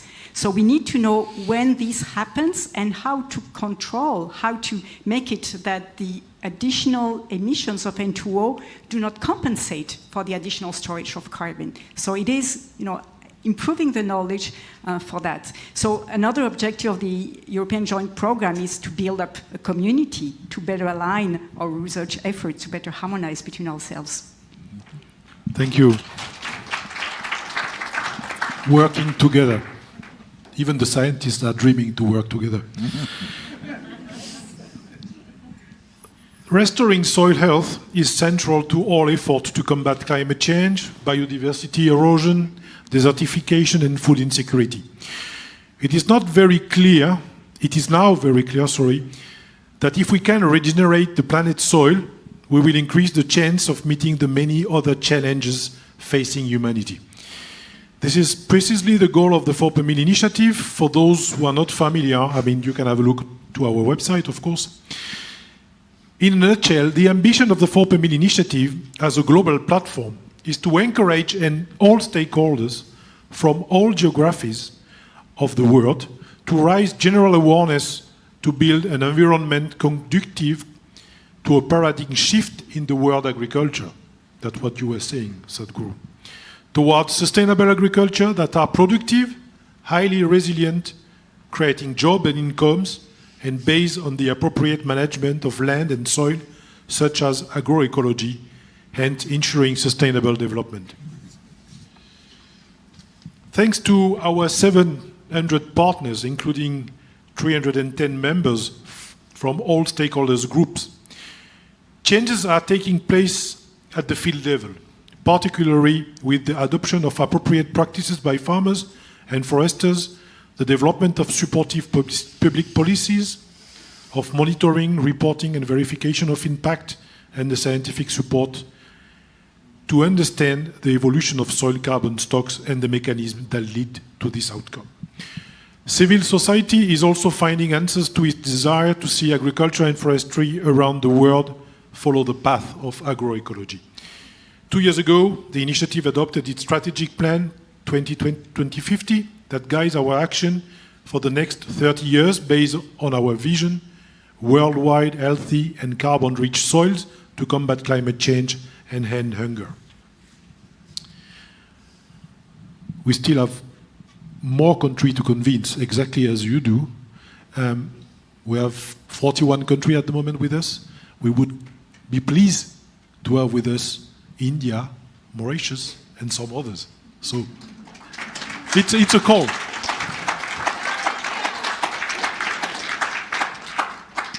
Sadhguru, it seems that this issue of soil health is hitting home everywhere. And that while scientists have been talking about it for many years, the general public has been unaware of this fact and its importance for the future. So you explained to us that when you were talking about it, people come back to sleep and come back as business as usual. So what can we do to change that? You already answered the question, but you will do it again. Did we have to wait until we reach a critical situation of a near point of non-return before acting? See, as a generation, it's a challenge and also a privilege that we are in a cusp of time, that if we act now, in 15, 20 years' time, a significant turnaround can definitely be made. But if we allow this to roll on for another 30, 40 years, then it doesn't matter how hard we try, it will not turn around as easily as it could do now. So, when we talk about this, because right now the conversation or the narrative is so divided, it's all over the place, scattered like this. If you say anything, it's fashionable in every city, especially urban people will say, Sadhguru, we must save the rainforests. I generally ask them, have you seen a rainforest? No, Sadhguru, I've seen in the movies. Otherwise, now the new thing is ocean. See, you have not seen a rainforest, you've not been there. I'm not saying it's not important. The significance of agricultural soils is this: 71% of the world's land is under agriculture. This is the only piece of land. This is a piece of geography where human hand is tending to it on a daily basis. Agriculture land is that land, men and women are tending to it on a daily basis. Nobody is tending to a rainforest or the ocean on a daily basis. If you just don't go there, they will recover. Yes, it's a good thing you've not been there. So, agriculture land, we're tending to it. It is a part of our survival, it's a part of our commerce, it's a part of many things that we call our society and civilization. If we cannot fix the land that is being tended to by human hand on a daily basis, can you go and fix the Kalahari Desert or the ocean or something else? It's just… we're talking for entertainment, we're not talking for action. So is this going to be endless entertainment for us to talk about other creatures, how they're dying, what is happening? Or will we take necessary action? If you're not worried about any other creature, at least your children, if you want them to be human beings, first thing is a human being should have food. If there is no food, it is not a question of civilization. Civilization anyway will go. Your humanity itself will evaporate. 3 days no food means your humanity will be gone in a given society. Yes or no? So, at least if you're not worried about any other creature, the human creature that you have born, at least for that one's sake, you need to act. I am not asking you to go and fix the lands. I am not even asking you to support me, you don't have to support me. All I'm saying is, every day get up and say, save soil, soil, soil, something, or make a song or a mantra or some goddamn thing. Say something, soil, soil, soil. If 3 to 4 billion people talk soil, well, there are ways and mechanisms with which we can move the governments. This is an important thing, in a democratically elected government, in a democratic nation, the most important currency is numbers. It is the numbers which decide who rules and who doesn't rule, isn't it? So if you move the number, 60% of the electorate, if you move in a given nation, there is no way any political party will ignore that. We have written to 730 political parties on the planet, saying that soil and soil ecology must become a part of your political manifesto. Everybody is talking about tax benefit, this thing, that thing. It is important, what is most fundamental to our life should become a part of our political process, irrespective of your political ideology, irrespective of your race, religion, nationality, because your nationality, race, religion means nothing when it comes to soil and microorganisms and life. Life as such has nothing to do with your nationality, race, religion, caste, creed, or whatever other nonsense you may believe in.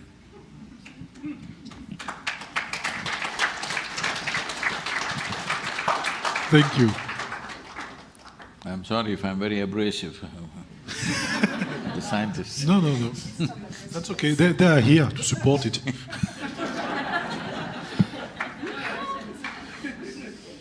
So, Claire and Jean-François, you are both members of the Technical and Scientific and Technical Committee of the 4 per Mille initiative. Well, what do you want to say about the work of this committee and how it could help in all what Sadhguru said? I would like to also ask… Hello, please. If you can leave me on, I won't say something. I would also like to ask, because I did not know about… I had heard about this, but I thought it's something that they discuss in the COPs, but this 4 per 1,000, if it's the national policy, is it being implemented? Because this is the way forward.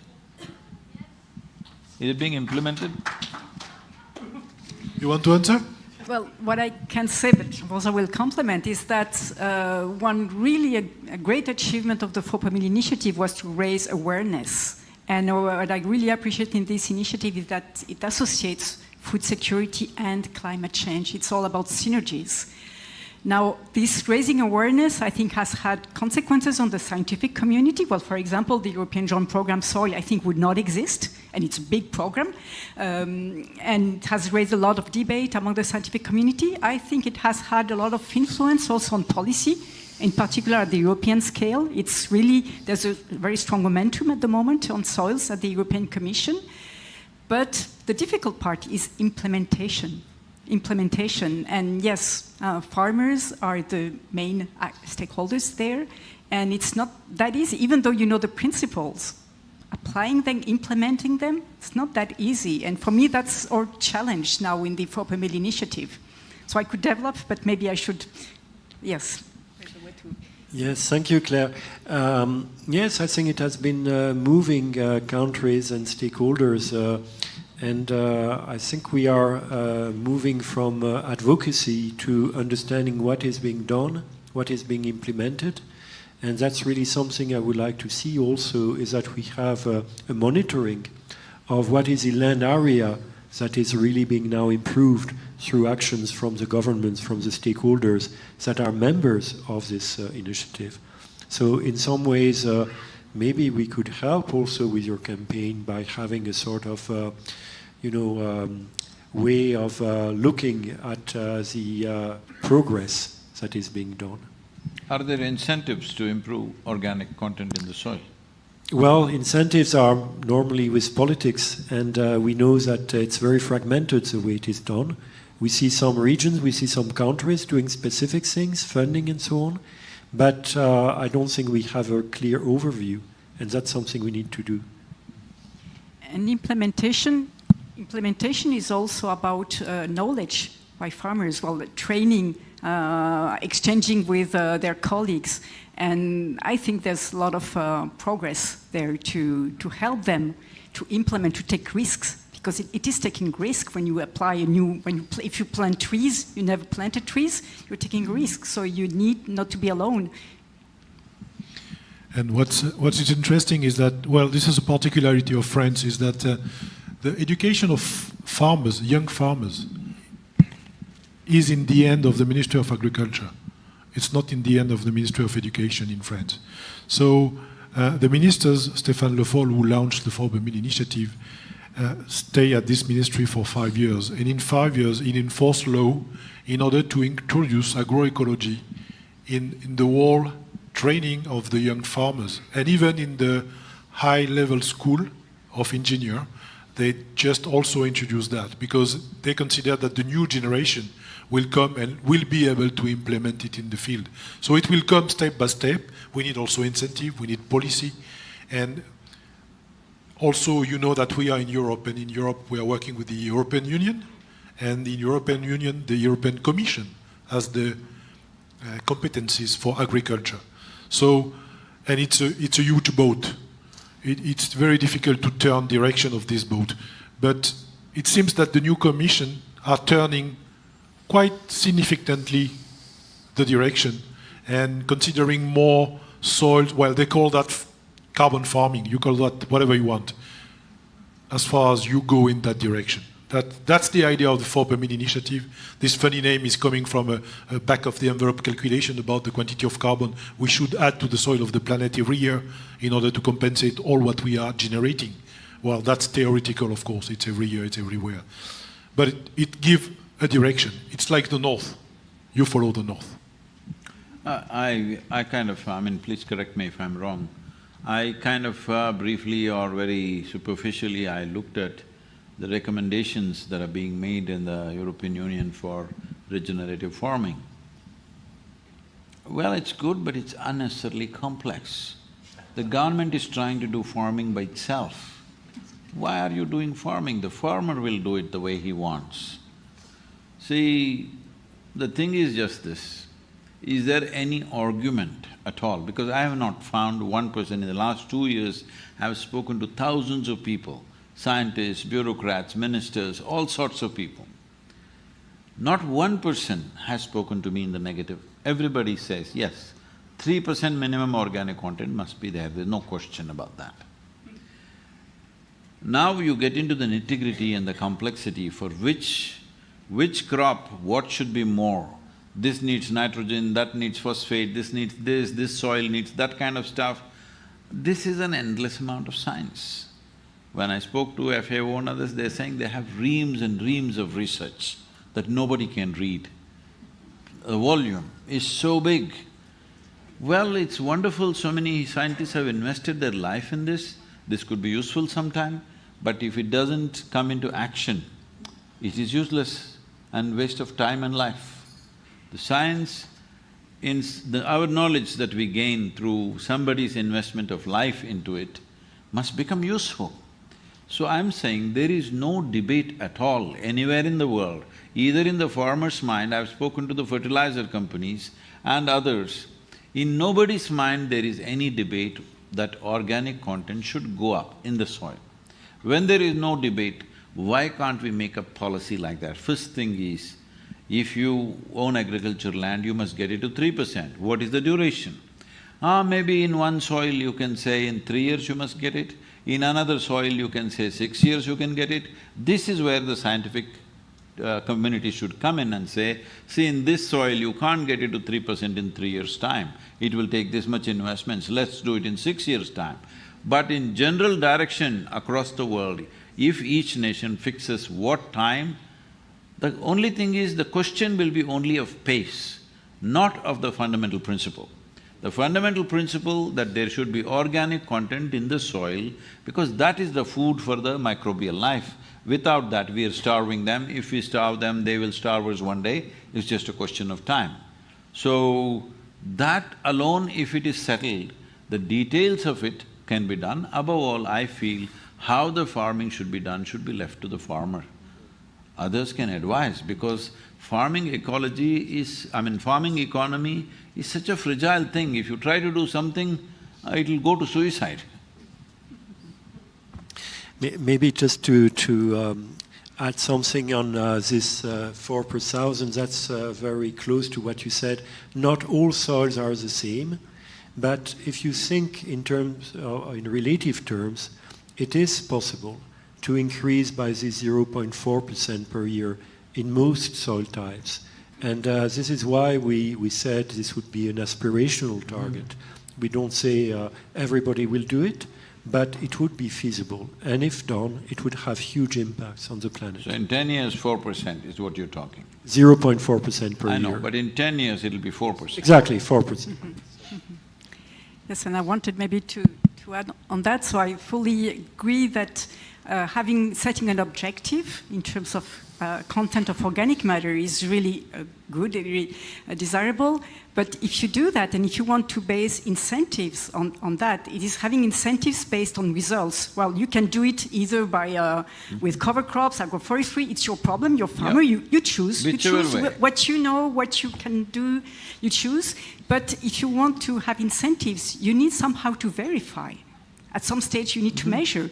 And then comes science. How can we measure soil carbon content at low cost? And there's a lot of research there. So we're not yet there in terms of measuring at low cost. The Indian Institute of Technology in, I think it's Mumbai Institute, which is the Indian Institute of Technology, came up with a simple soil organic content testing thing, that if you take a certain amount of soil and put a certain solvent, it'll show you what is the organic content.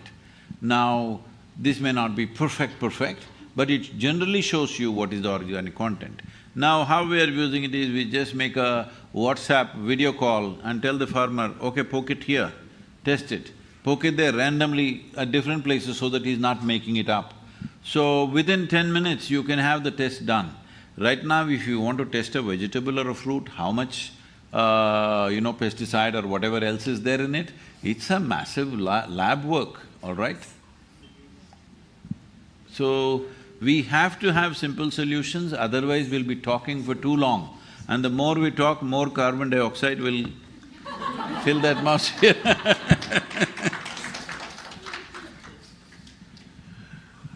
Well, at the end, I succeed to install a dialogue between each side of me. That's interesting. Well, I would like to almost conclude this very important and interesting discussion. Sharing an ambition with you, Sadhguru, with Conscious Planet, Save Soil, and we would like with 4 per mil to play for the major UN convention. It was said by Ambassador just before. This year, 2022, all UN convention climate change, desertification, biodiversity, will have what they call the COP, well, Conference of Parties. Because they are not the same number, so the people confuse. The other one is 15, the other one is 27, so it just mixed up a little bit. Well, anyway, every 2 years, all the convention have their Conference of Parties. And this gives us the opportunity to rise high in the international agenda, the important subject of soil health. This is at the very heart of all crucial challenges the humanity is facing: climate change, biodiversity, and food security. Sadhguru, how can we work better than we never did, because before we never maybe know each other, with your enormous, fantastic movement of Conscious Planet, Safe Soil, and our modest initiative on 4 per meal? We would like to work more with you, increase this awareness. So, what is your opinion? How can we work better together? One thing is, right now I'm speaking at COP15 in the month of May in Ivory Coast, where 170 nations are supposed to participate. This is why I'm pushing people, goading people, threatening them also a little bit, that if they can get at least 3 billion people before we are at the COP, if that many people have spoken, the government representatives who come cannot negate it. No political party will go back on that, because politics is run on numbers. So will everything happen tomorrow morning? I'm a horribly pragmatic person. I'm not simply thinking romantically this is going to happen just overnight. We must begin to at least… we are going in the reverse direction. At least we must position ourselves in the right direction. At what pace each nation will go, at what pace each region will go, this is left to their… this thing, and some people will only wake up after disasters begin to strike, but at least we must be focused in the right direction. That is, there are organisms in the soil which not one or two, they are in trillions, okay? Trillion times more than us. And they are there in the soil and they are there in our body. 60% of our very body is microorganisms, only 40% is your parental genetics. I am not telling the children this because next time you, as a father, mother, you try to do something, they'll say, see, you're only 20%, you don't tell me all this. So, one thing is to realize this body and the earth that you walk upon or the soil that you walk upon are not two different things. When will we get it? If we get it right now, we can do something significant, or we will anyway get it when we are buried. Then also you make good manure, but it's more useful to get it now. So, one important thing is the COP15 is an opportunity. Another is there is also a biodiversity COP a little later. There also there is a possibility. I am speaking at CHOGM, that is the Commonwealth Nations. They have already given us a declaration. They will take to this 3% minimum organic content in Commonwealth countries, which accounts for 2.7 billion people population in the world. The CARICOM nations have already signed up. One of the CARICOM nations is talking about they want us to set up an experimental… like a demonstration. They want to give us an island about 3 to 4 square miles, set up 10 different crops, how it can be grown, how soil organic content can be improved. It is not necessary that you have to physically demonstrate, there are so many ways to do it. We have any amount of video material as to how it is done in India, where soil organic content has been improved, or water retention has been greatly enhanced simply because of the microbial activity. That is the way soil should be. Any soil, if you dig 3–4 inches with your finger, it should be damp. Right now it's dry to the core. This is death of organisms. Microorganisms need humidity and shade. Above all, you breathe… I know you breathe out carbon dioxide, but do you need oxygen or carbon dioxide? Why everybody is talking so much about carbon dioxide? We need to understand, see, this moment, if you don't eat for 10 days, you may die. If you don't drink water for 3–4 days, you may die. But if you don't breathe for 3 minutes, you may die. You will die, rather. So what is it? In terms of air, right now the percentage of oxygen in this atmosphere is very vital for you. Scientists are saying 1 billion years ago, when there was no photosynthesis on this planet, the oxygen content in the atmosphere was a shade over 1%, 1.1% or something like that. Today it's 21%, so we're all breathing. But in the last 1,000 years, the volume of photosynthesis that has come down is 85%. 85% of photosynthesis on the planet is gone. 70% of the land is plowed, 4.2% of the land is paved. Nearly 76% of the land has no photosynthesis most of the time. In a year, agricultural land has photosynthesis of approximately maybe 4 months or 2 months or something like that, 4 to 6 months maximum. In tropical climates, here it's much less. Rest of the time, it's just bare. So there has to be more photosynthesis. Why are we continuously talking about carbon dioxide when oxygen is what we need? The oxygen content in the atmosphere has to go up. Means how it goes up means the carbon dioxide that we are terrified of, this plant takes it, breaks it down, makes it into carbon sugars, pumps it down into the soil, and that is the food for the organisms. They're waiting for it, and they are not simple people, they are very mean. Unless they get carbon sugars, they will not give the nutrients to the plant. That's a whole system out there. And the waste material, the reject material is oxygen, which you and me need desperately, all right? So let's understand our position on the planet. Without us, the life will go on wonderfully well. Without them, we cannot live here. We are here because of them. They are not here because of us.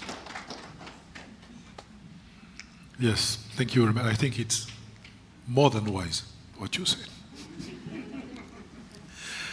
I'm just now turning to the organizer, who was supposed to have a little bit of question and answer with the room.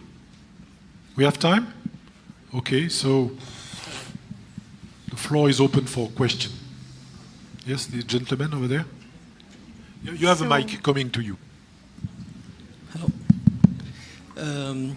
Good evening, panelists, and good evening, excellencies, and good evening, everybody. My name is Satish Vegi, and I'm a water management engineer by profession.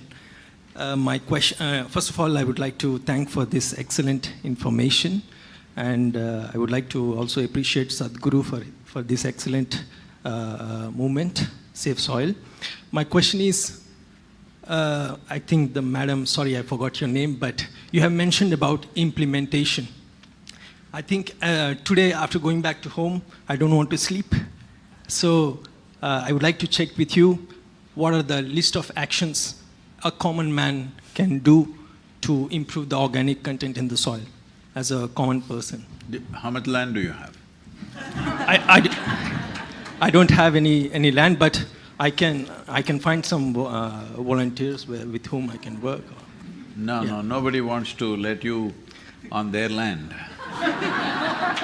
Right now, as a citizen of a democratic nation, you have a vote and you have a voice. Vote is your business, I will not mess with that.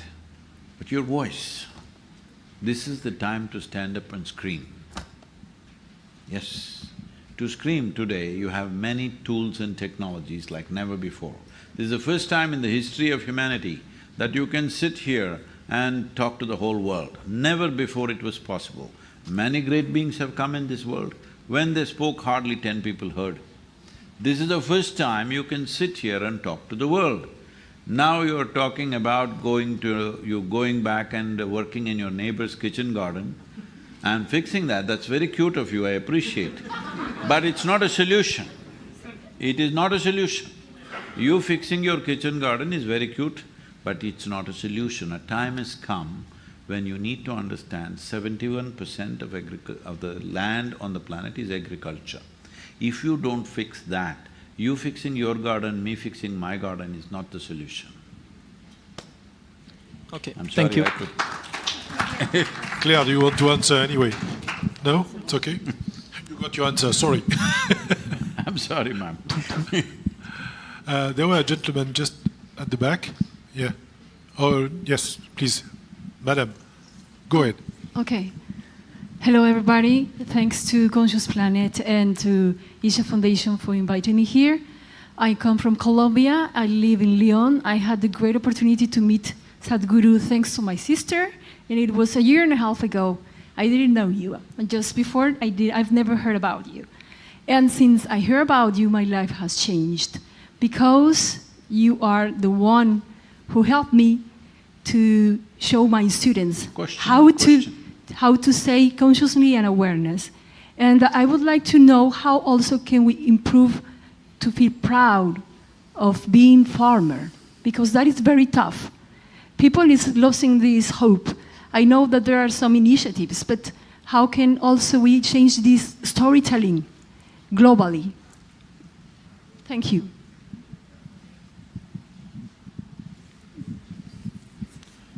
Well, we will be working with the Colombian government because your environment minister is our meditator. So we will definitely be working with Colombia. So this is very important. There is science. Science is solid.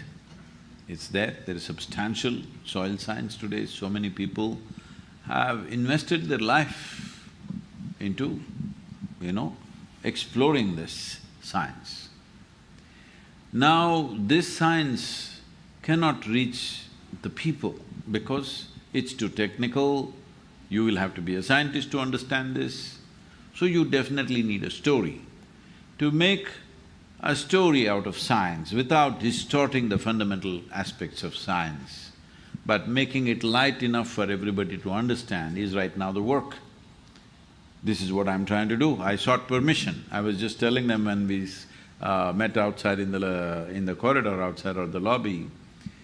When I went to Rome about 4 months ago, all the top scientists were sitting there and all the soil scientists from various agencies. I said, see, you have invested your lifetime into this.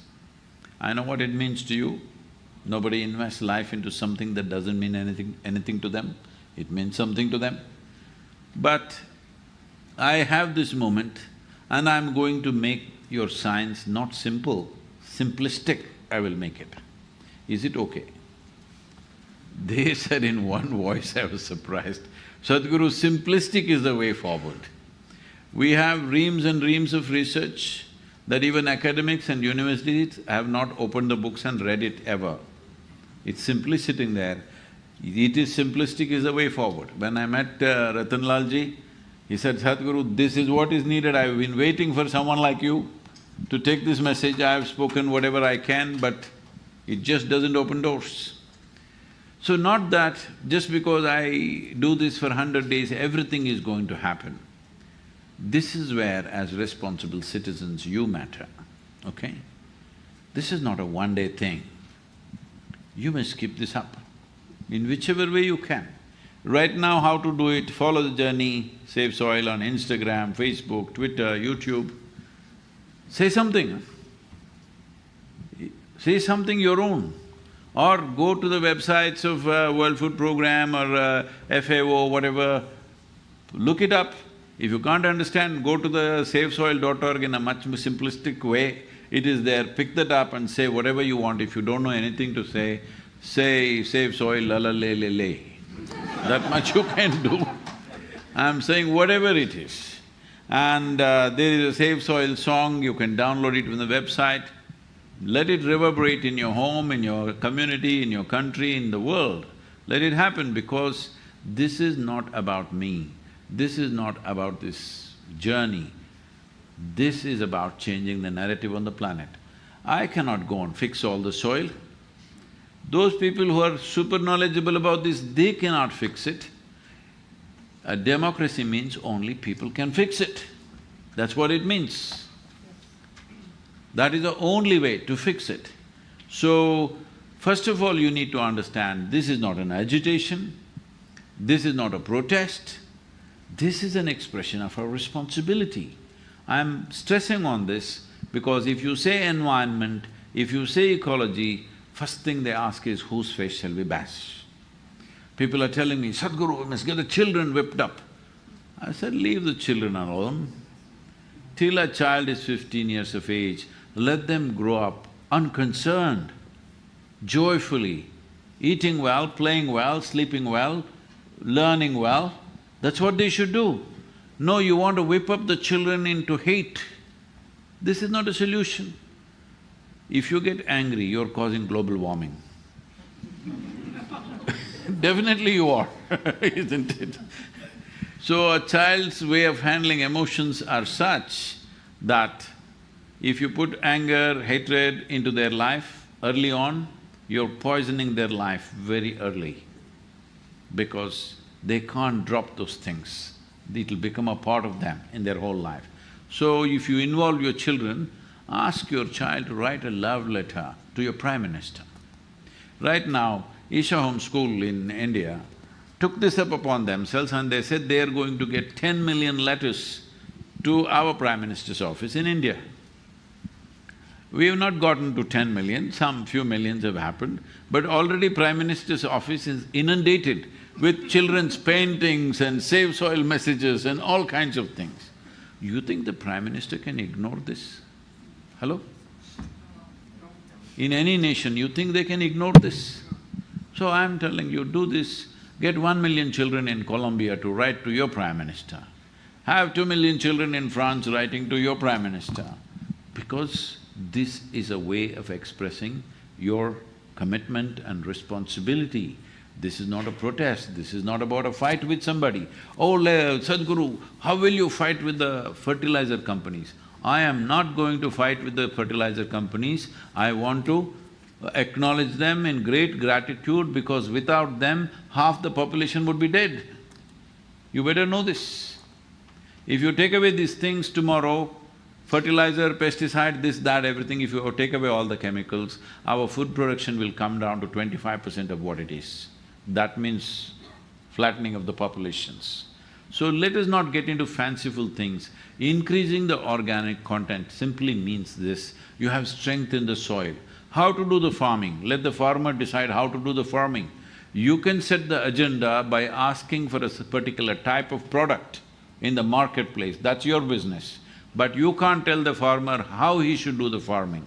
And right now, this is one thing I like to bring to the scientists and also to your notice is, when I read this European Commission's, policy kind of thing, I've not studied it, I've just kind of looked at it. We are trying to say, okay, only this much fertilizer should be used, only this much pesticide should be used. This is not correct. I've lived on the farms, I've been with farmers. See, in here, if you have a particular type of soil, particular type of atmosphere, you may be using a certain amount of whatever chemicals. For the same crop, 5 kilometers away, or not even that much, a kilometer away, in another type of soil, you may have to use a different quantum of everything. So let the farmer decide how much to use. You decide what you want to eat in the marketplace. But if somebody says, if the gradation is like this comes from this much enriched soil, it's for you to pay more or less for that. And as to make this happen, share the Save Soil song, make Save Soil song reverberate everywhere, you can da-da-da. All this is… I'm not good at reading these things, okay? And there are… make Save Soil stickers and at least put it on your car if you… So, I don't have a car, okay, put it on your clothes.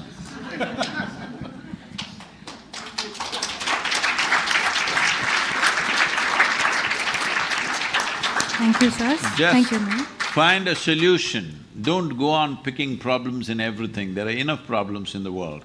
We don't need you to research for new problems. There are substantial problems in the world. Let's see how to be a solution for something. Thank you. Thank you, sir.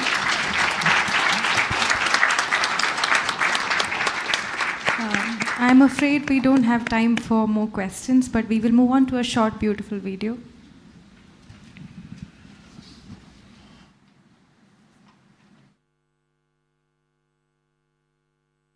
La la la la la la la la la la la la la la la la la la la la la la.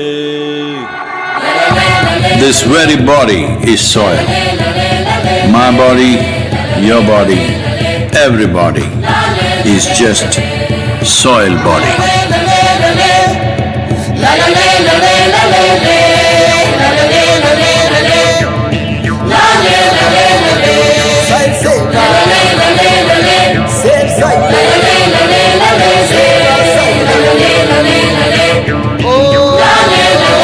Soil body.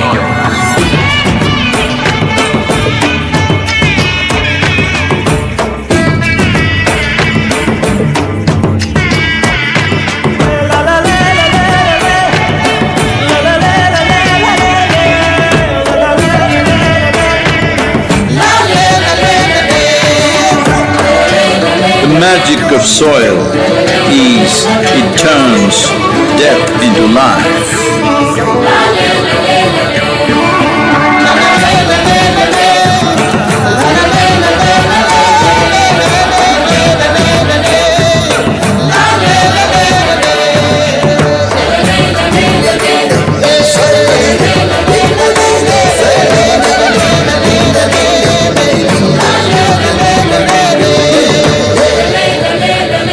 Depleted soils will not quench the fire of hunger.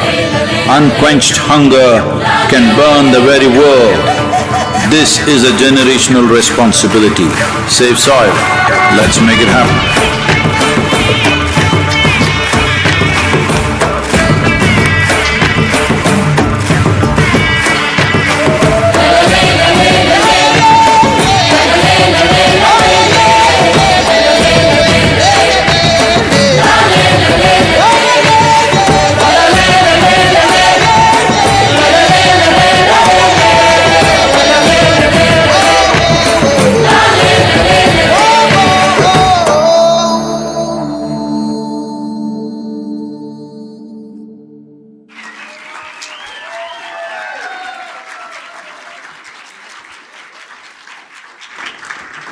Thank you, everyone. I request Ambassador Sir to kindly come onto the stage and we can have a group picture. He asked me what is the common thing we can do. We have a small M.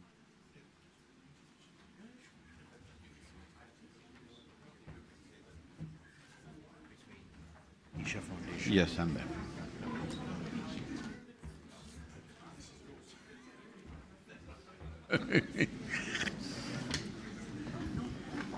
So there's, as Sadhguru said, there must always be action. And as a consequence of this meeting, we already have one action, which is an MOU to be signed between Isha Foundation and 4,000 initiative Soils for Food Security and Climate for cooperation in achieving our objective of creating a healthier soil. So this is how we have to move forward. Thank you very much. Thank you.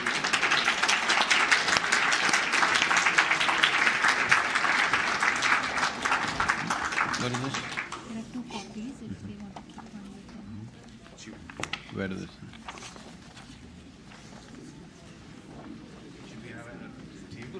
Table would have been nice, but once we'll finish this segment. Thank you. Any of them? Whichever you choose. Thank you. Will at least photograph of exchanging. Signing on the podium would be easier. Okay. Please. I already signed it. Okay. You already signed, please. Yes, yes, no, wait. We'll get it up.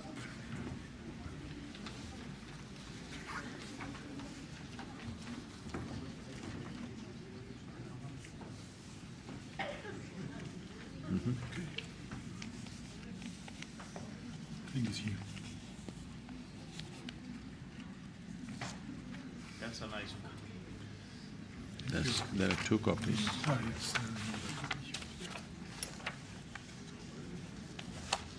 So, please. Thank you.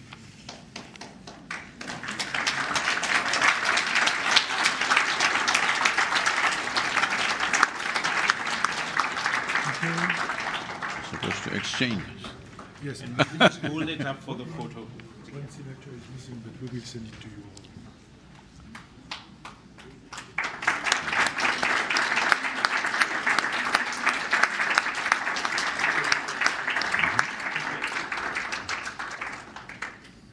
Thank you.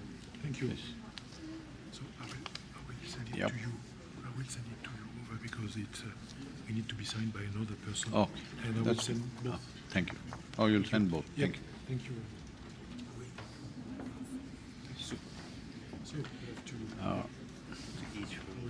You can come here, please. Allez, here we are. La la la la la la la. La la la la la la la la. La la la la la la la. La la la la la la. La la la la la la la. La la la la la la la. La la la la la la. La la la la la la.